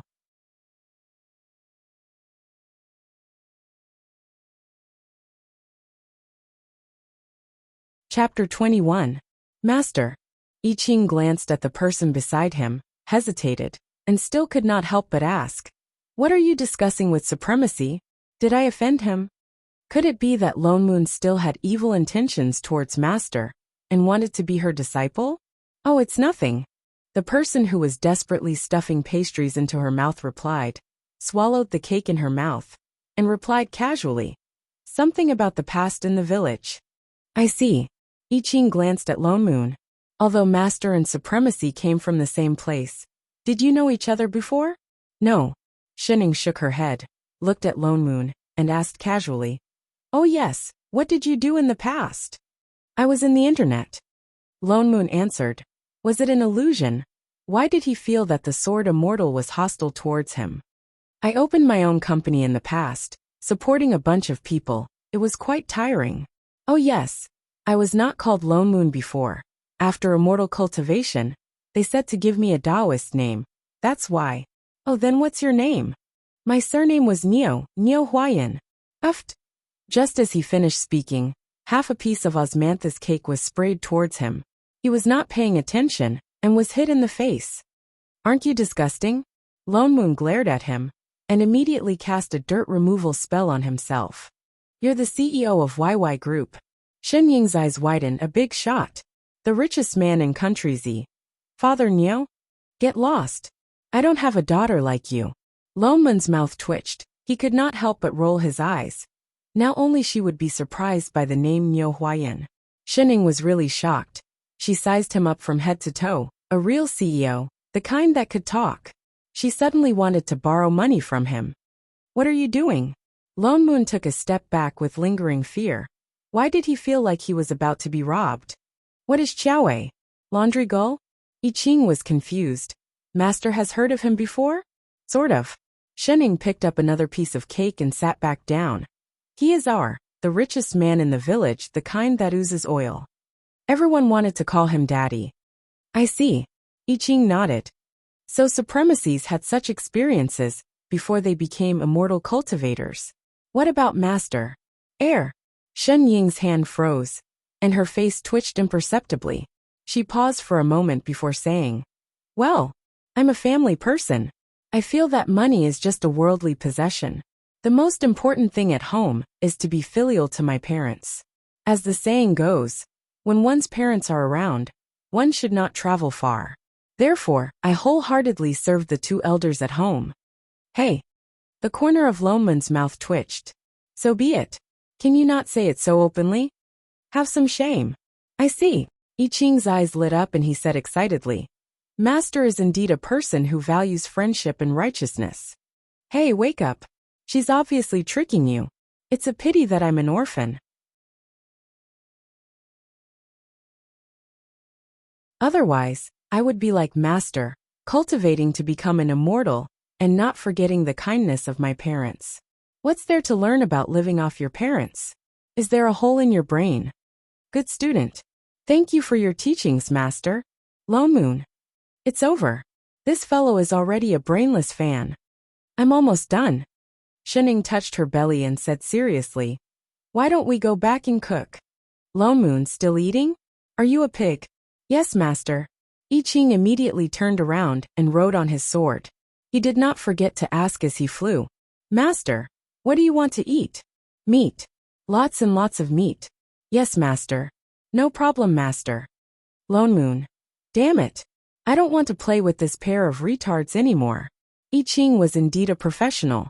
In less than 20 minutes, a table of rich and varied dishes filled the whole table, including the time to go to the outer sect to collect the ingredients. All the dishes looked and smelled good. Lone Moon suddenly understood why Shining said that he made pig swill. As a sword cultivator, where did he learn this skill from? Lone Moon originally wanted to be thick-skinned and try out the taste. Unfortunately, he did not succeed in the end. Shichio suddenly rushed over.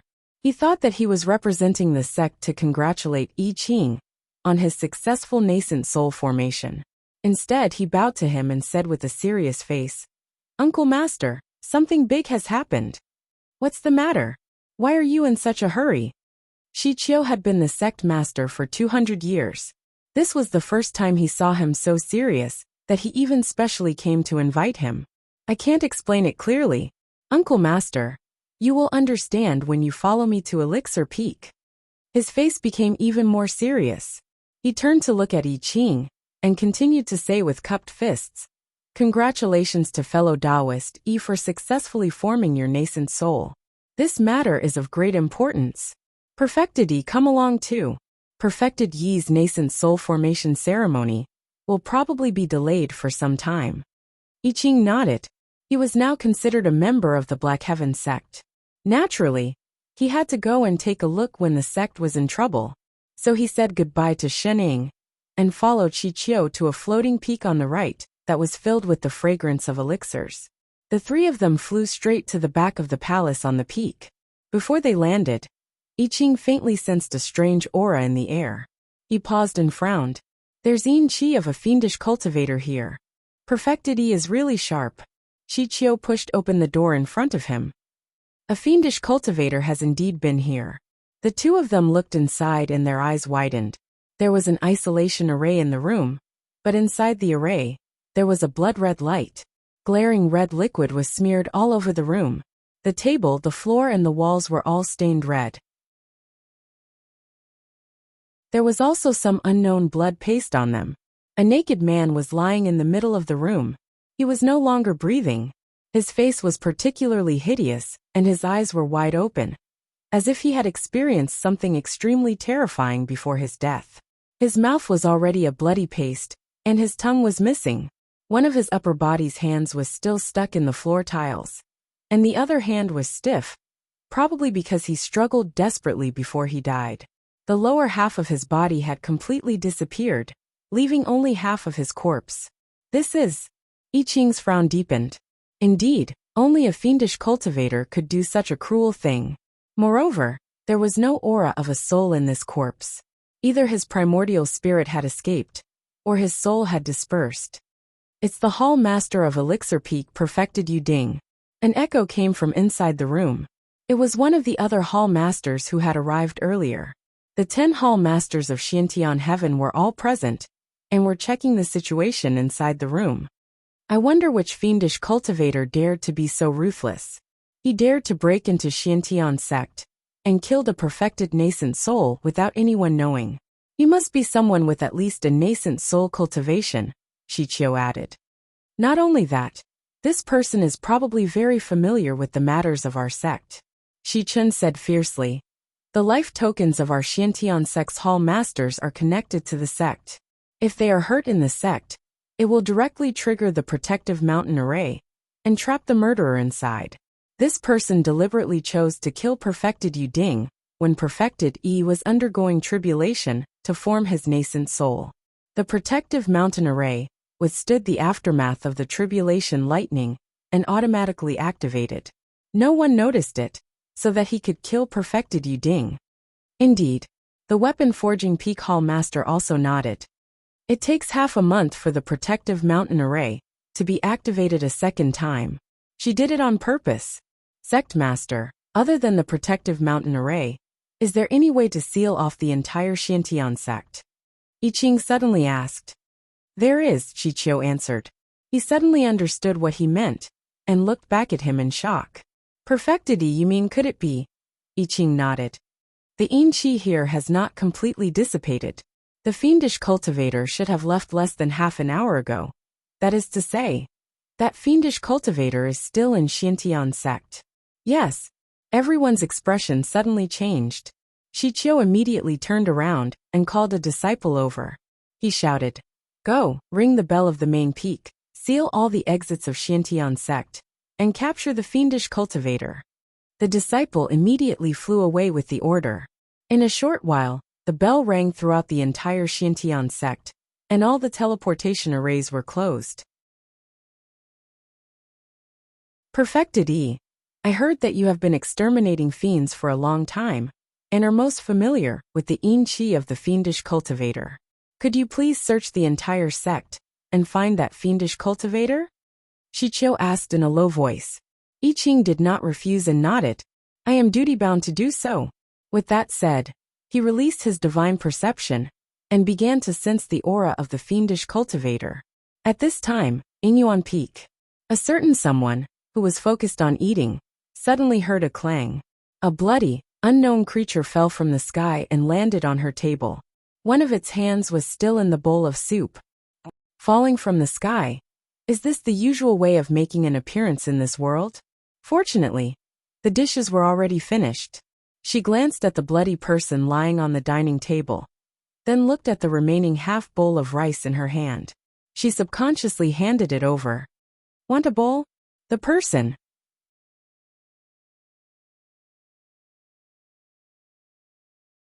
Chapter 22. As a former itinerant cultivator, I Ching had dealt with many fiendish cultivators, and was very familiar with their aura. However, the other party was able to sneak into Black Heaven's sect, and kill a perfected nascent soul. Even though he was very sensitive to spirit qi, it took him a whole hour to find traces of yin qi. The strange thing was that this aura did not appear at any of the exits, but at the bottom of Inyuan Peak not far away. He led the hall masters all the way back to the hut where he lived. Before he got close, he could faintly smell the strong smell of blood. His heart tightened, and he quickly walked in. He saw that the stone table in the courtyard was in a mess. The dishes on the table were broken, and the vegetable juice mixed with blood flowed all over the table. This is... Shichio was also shocked. What happened? Where is Shening? Lone Moon looked around, but did not see her.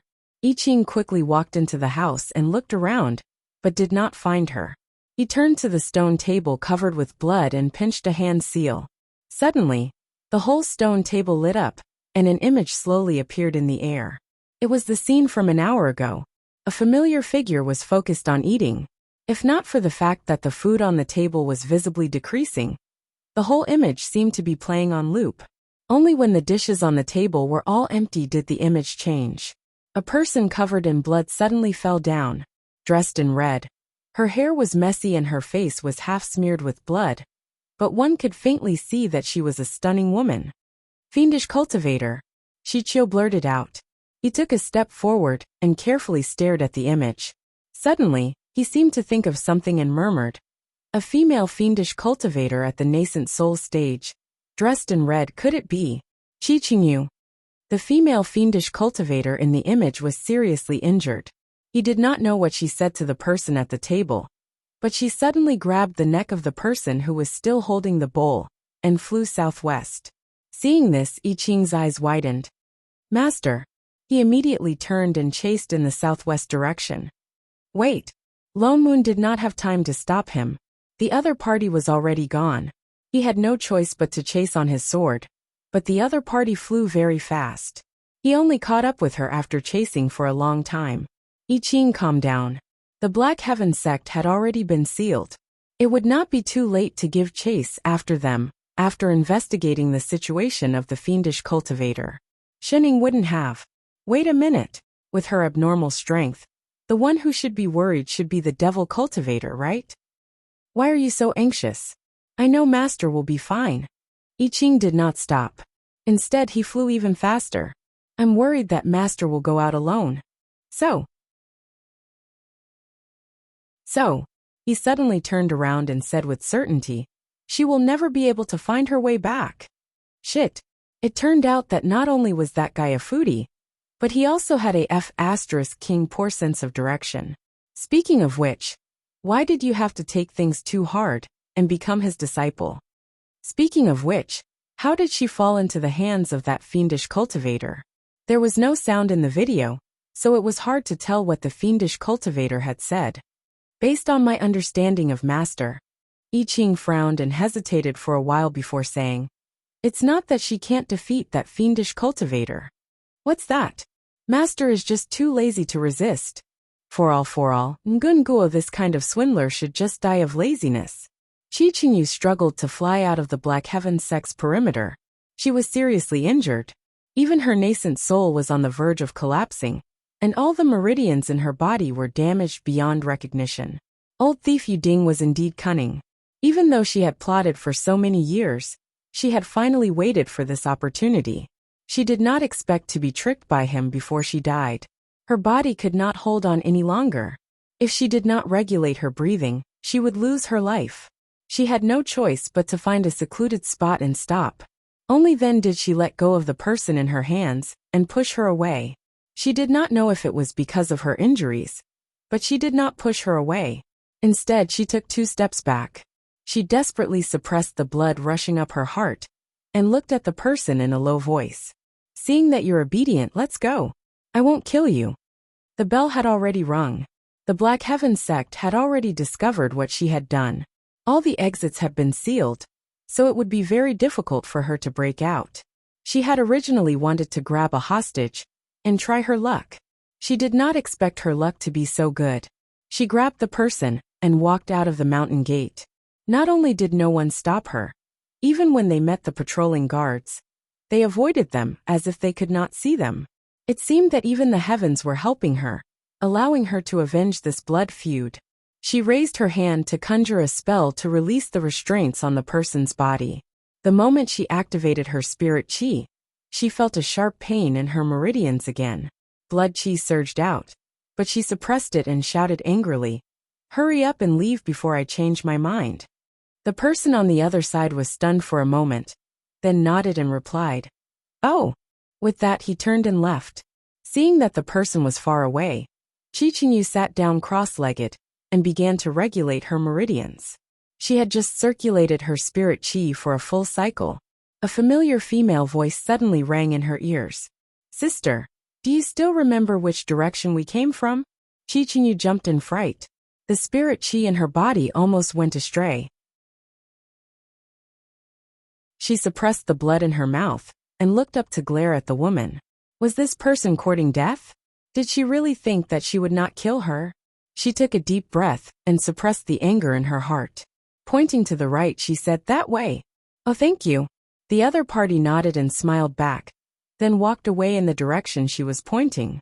Chichinyu closed her eyes again and continued to regulate her breathing. She had just completed half a cycle. "Sister, are you sure it's this way?" The familiar voice sounded again. There is only a river there is no sea. After that river and through the forest is the sea. Oh, thank you. If you come back one more time, I will really kill you." Seeing that the other party had left, she simply changed to another spot to regulate her breathing. However, 10 minutes later, "Sister, I can't find that river." Chi Qingyu clenched her fists and almost threw a heart-devouring art at the woman. "Are you courting death? I told you to go right. Go right. Do you know the way or not?" "I don't want to," she replied calmly. Wasn't she lost? "You." She took a few deep breaths to suppress the urge to kill. Pointing forcefully in a direction, she said, "If you dare come back one more time, I will pull out your bones to refine your soul. Over there." "Oh, I'll remember." With that, she turned and walked away again. Another 10 minutes later, "Sister, if you dare to ask for directions again, I will kill you right now." Chi Qingyu threw a fireball at the woman, burning a pit half a meter wide. "That's not it." The other party blinked innocently and shook her head. "I just saw that it was getting late, so I decided not to go." With that said, she pulled out 2 colorful wild chickens from behind her. "Sister, do you know how to roast chickens?" Chi Qingyu.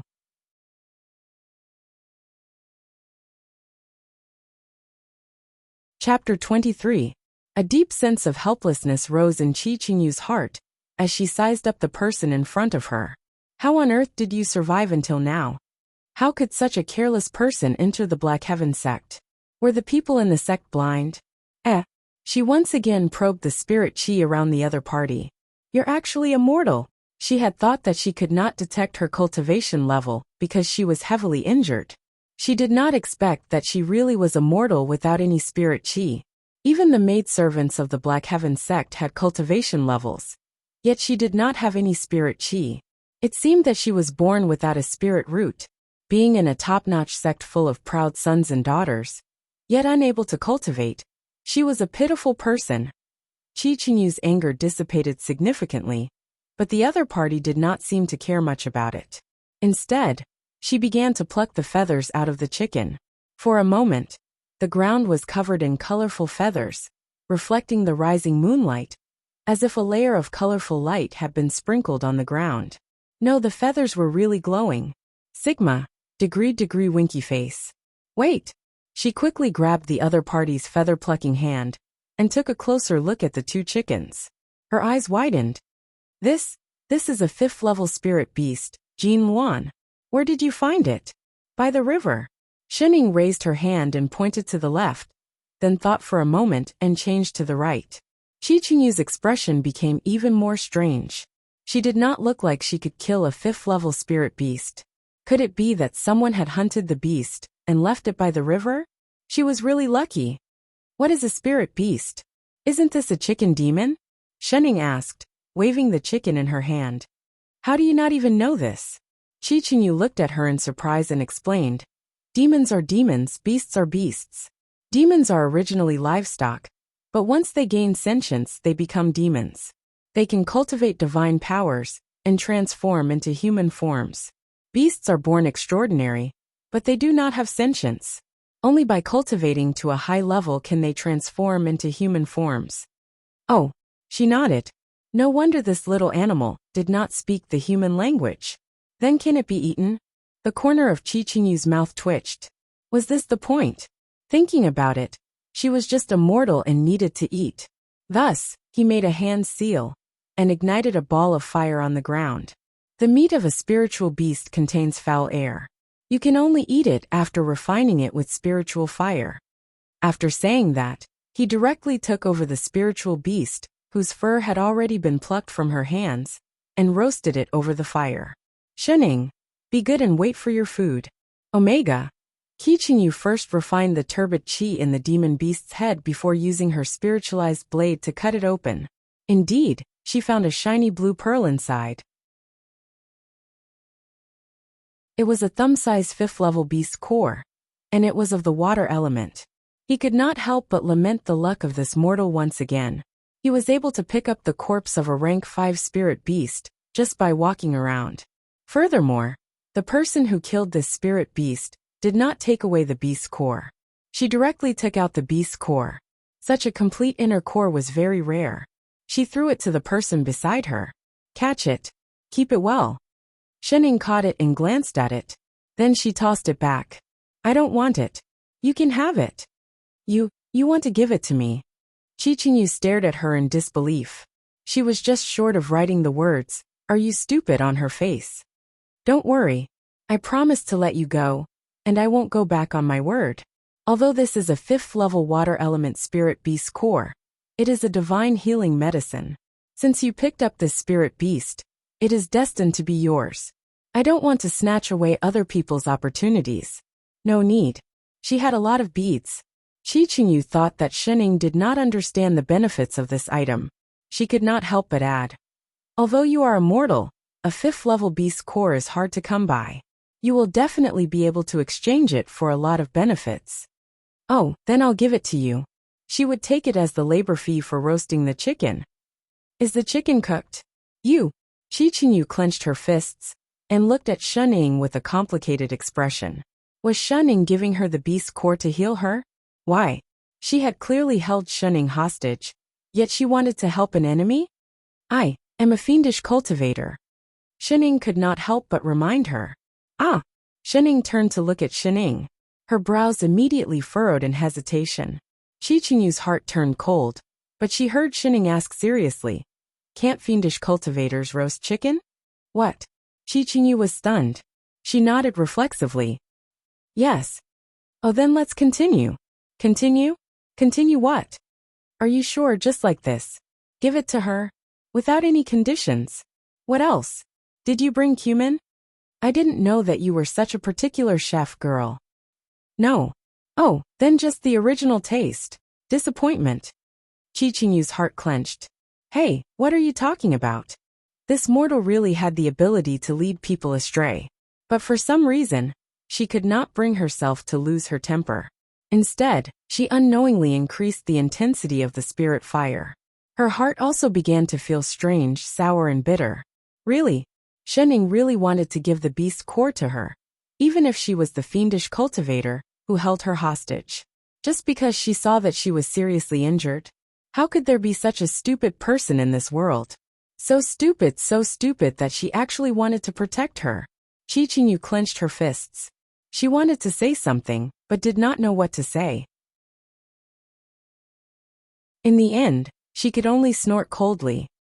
With that temper of yours, you will be betrayed sooner or later. With that said, she stuffed the roasted chicken into Shenying's arms.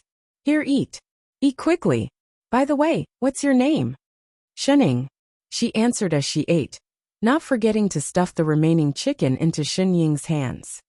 This one continue. You're quite skilled at ordering people around. One is not enough. Aren't you afraid of bursting to death? She grumbled but still took it. How long had it been? How long had it been since she had spoken to someone so calmly? There was no fear in Shenying's eyes, no hatred, no disgusting greed. My name is Chichinyu, and I can be considered a fiend's supremacy. I find you quite pleasing to the eye. If you can't survive in Black Heaven sect in the future, remember to come to Mingyin Mountain to look for me. Maybe you can live a little longer. Such a stupid person. Would she die if no one looked after her? Yes. Shening ate the chicken seriously. I just killed that hypocrite you ding. If you go back unscathed tomorrow, Black Heaven sect will definitely suspect you. She glanced at Shening, a trace of worry flashing across her eyes. You'd better delay your return for a few days. If they ask, you can tell them the truth. The one who killed that old thief Yuding was me, poison spirit Chichinyu. Eating chicken. But you don't have to tell them about the beast core you gave me. She twirled the blue bead in her hand. These so-called righteous sects have always been full of themselves. They have many despicable methods. Don't be stupid and insist. If you're really afraid of letting the cat out of the bag, just say that I stole this bead. Anyway, she did not care about being accused of killing and stealing. Delicious. If something really happens, just betray the sect and run. What righteous immortal sect? It's not a clean place. If they really want to avenge that old thief Yuding, they can just invite the other sects to attack my Mingyin Mountain. She laughed coldly, as if thinking of something. Her eyes slowly turned blood red. Her hands subconsciously gripped her clothes. I want to ask these righteous sects, why can't I avenge you ding for destroying my primordial body 500 years ago? Destroying 100 years of my cultivation, and imprisoning me in the dungeon as a human cauldron? Shining finally stopped eating and slowly raised her head to look at Shining. Why are you looking at me like that? Why? You don't believe that a hall master of a sect would do such a thing? No. I just want to ask, is the other chicken cooked? She regretted killing this glutton just now. Oh, dish winky face oh.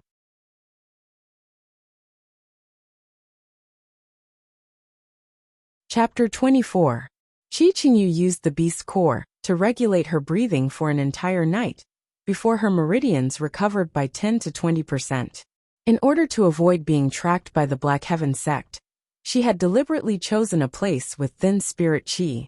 This had caused her injuries to heal too slowly, but fortunately, they would not continue to worsen. Perhaps she would be able to return to Mingyin Mountain at night. The only thing that worried her was, what about Shining? She did not seem to know the way. If she returned to Mingyin Mountain alone, would she starve to death? Did she kidnap a hostage or a burden for him? I say, Shining. Qi Qingyu was just about to speak when she heard the sound of rushing wind. Her heart tightened. She grabbed the person and retreated 10 feet away. The next moment, a sharp sword overflowing with yin qi stabbed into the ground where she had been standing. Who's there? Come out. She turned to look at the trees on her right. Not long after, 2 black figures slowly walked out from inside, both dressed in gray robes. The one walking in front chuckled, revealing half of his skinny face. Ha, so it's Demon Sovereign Impermanence here. Bai Hao, sorry to disturb you. Bai Hao, you're Blood Fiend Yu Yan's guardian. Qi Qingyu's expression tightened as she looked at the 2 people with ill intentions. So Fiend Supremacy knows me. The person chuckled. That's right, Fiend Supremacy Yu Yan is our master. Why are Yu Yan's people looking for me? I heard that Fiend Supremacy Impermanence is a peerless beauty. Back when she was cultivating, she was the #1 beauty of the 3 sects and 6 schools. And people called her Fairy Yu. The 2 of us have always admired your elegance. Now that we are passing by, we specially came to pay our respects. Don't play this game with me. Tell me your purpose. Fiend Supremacy, you misunderstand me. Bai Hao's smile grew colder. Just as he was about to explain, the person beside him could not help but interrupt. Senior brother, don't talk nonsense with her. Look at her, she is obviously seriously injured. Even if we want to do anything, what can she do to us? The person looked straight at Qi Qingyu, his eyes burning, as if he wanted to swallow her whole. I heard that she has a rare purine body. Dual cultivation with her can greatly increase one's cultivation. In the past, she was a nascent soul supremacy, and we could not touch her. Now that she is seriously injured, what are you waiting for? Hurry up and pluck her. Junior brother Renyi, she's such a beauty. Why don't you know how to cherish her? Humph. Are you going up or not? If you're not going up, then I'm going to start plucking. This is a nascent soul. After plucking her, I can also form my nascent soul. After he finished speaking, he even swallowed a mouthful of saliva. Shameless. Qi Qingyu gritted her teeth in anger. She wanted to activate her spirit qi to form a hand seal, but she felt a sharp pain in her chest, as if thousands of swords had pierced her heart. She could not move at all. Heart-scorching Arayu. Ha ha ha. How could we not make some preparations in order to have a good time with the Demon Lord? He had already set up the formation the moment he came out. Bai Hao walked over quickly. His eyes swept across her body unscrupulously. The greed and desire in his eyes were about to overflow. Fiend Supremacy Impermanence, don't worry. Bai Hao isn't like those immortal cultivators. I don't have the habit of plucking people and giving them to others to play with. From today onwards, you only need to serve the 2 of us. As he spoke, he reached out towards her chest. Qi Qingyu's eyes were bloodshot with hatred. Familiar scenes flashed before her eyes. Those nightmares that she thought she had gotten rid of were once again awakened. They replayed in her mind over and over again. It turned out that even if she had turned into a demon, she still could not escape. Her eyes were filled with despair. She watched as the hand came closer and closer. Suddenly, another hand grabbed the claw, and a cold and emotionless voice rang out. Perverted hands will be chopped off. Bai Hao was shocked. He did not realize that there was another person beside the demon lord. Upon closer inspection, he realized that the other person was just a mortal without any spirit chi. He heaved a sigh of relief. He wanted to retract his hand, but found that he could not. There's another woman. Ren Yi, who was behind him, took a step forward. His lustful gaze shifted to Xining. Ha ha ha ha. That's great. Senior brother, this person belongs to me. Xining. Qingyu panicked and shouted. Don't touch her. She had actually forgotten that she was still here. She had wanted to protect this young lady, but she did not expect that she would be implicated. She did not care what happened to her. But Xining was still a pure lady. She could not let her experience those disgusting things. She is just a mortal. She has nothing to do with me. If you dare to touch her, when my cultivation recovers, I will devour your bones and refine your souls. Humph, you can't even protect yourself and you still want to save her. Rennie did not take her threat to heart. Mortals really cannot be plucked. Why don't we turn them into puppets? With that said, he summoned his weapon and was about to conjure a hand seal. But Bai Hao suddenly shouted, Stop. Senior brother? Rennie was stunned. Fiend supremacy and permanence, we have offended you today. Please forgive us, Fiend supremacy.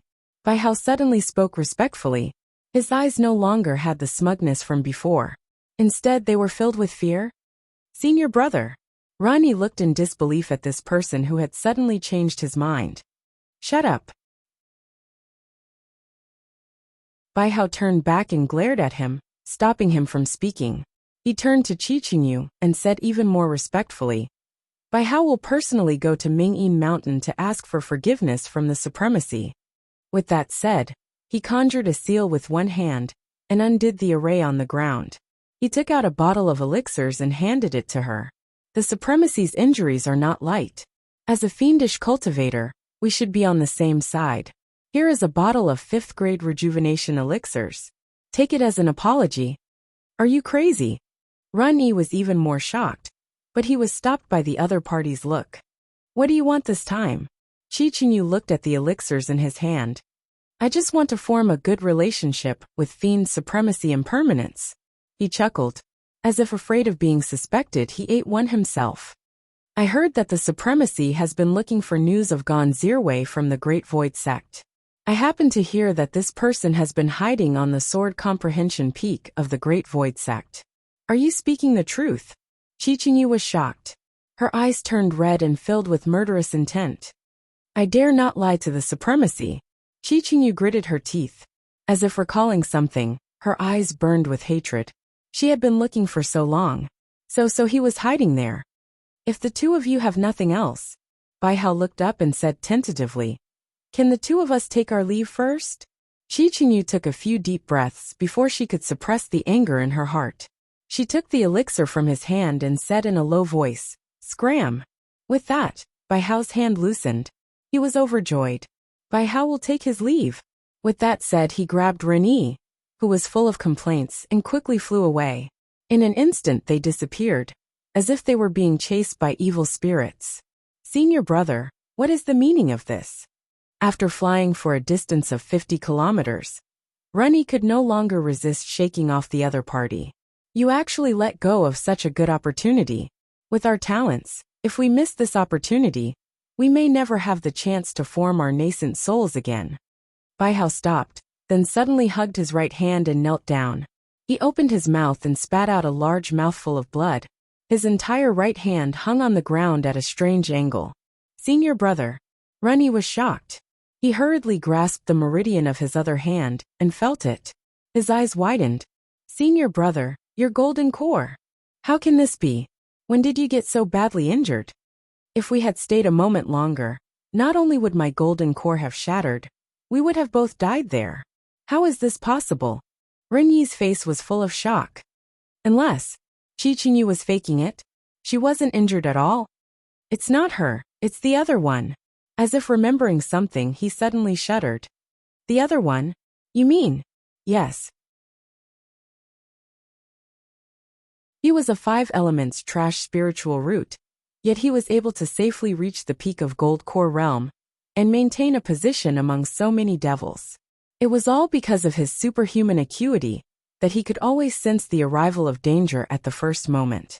And in the instant that the woman beside Chichinyu grabbed him, he felt a terrifying murderous aura that he had never felt before.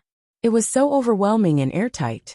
In an instant, he felt that there was only one word left in his mind: death. He didn't even notice when his golden core was shattered. That person was too scary. But isn't that immortal? There was clearly no spirit chi. I'm not sure either. By how clenched his still trembling hands. But that person is definitely not simple. Remember, if you meet that person again, the further the better. That you're tuning in to the Li Mei's Sword of Destiny YouTube channel. We're so grateful for your support. And don't forget to subscribe to join us on this incredible journey through captivating stories. Your generosity through donations truly makes a world of difference, as it's the primary source of revenue that allows me to expand and enhance this channel for you. Thank you from the bottom of my heart for being a part of this adventure.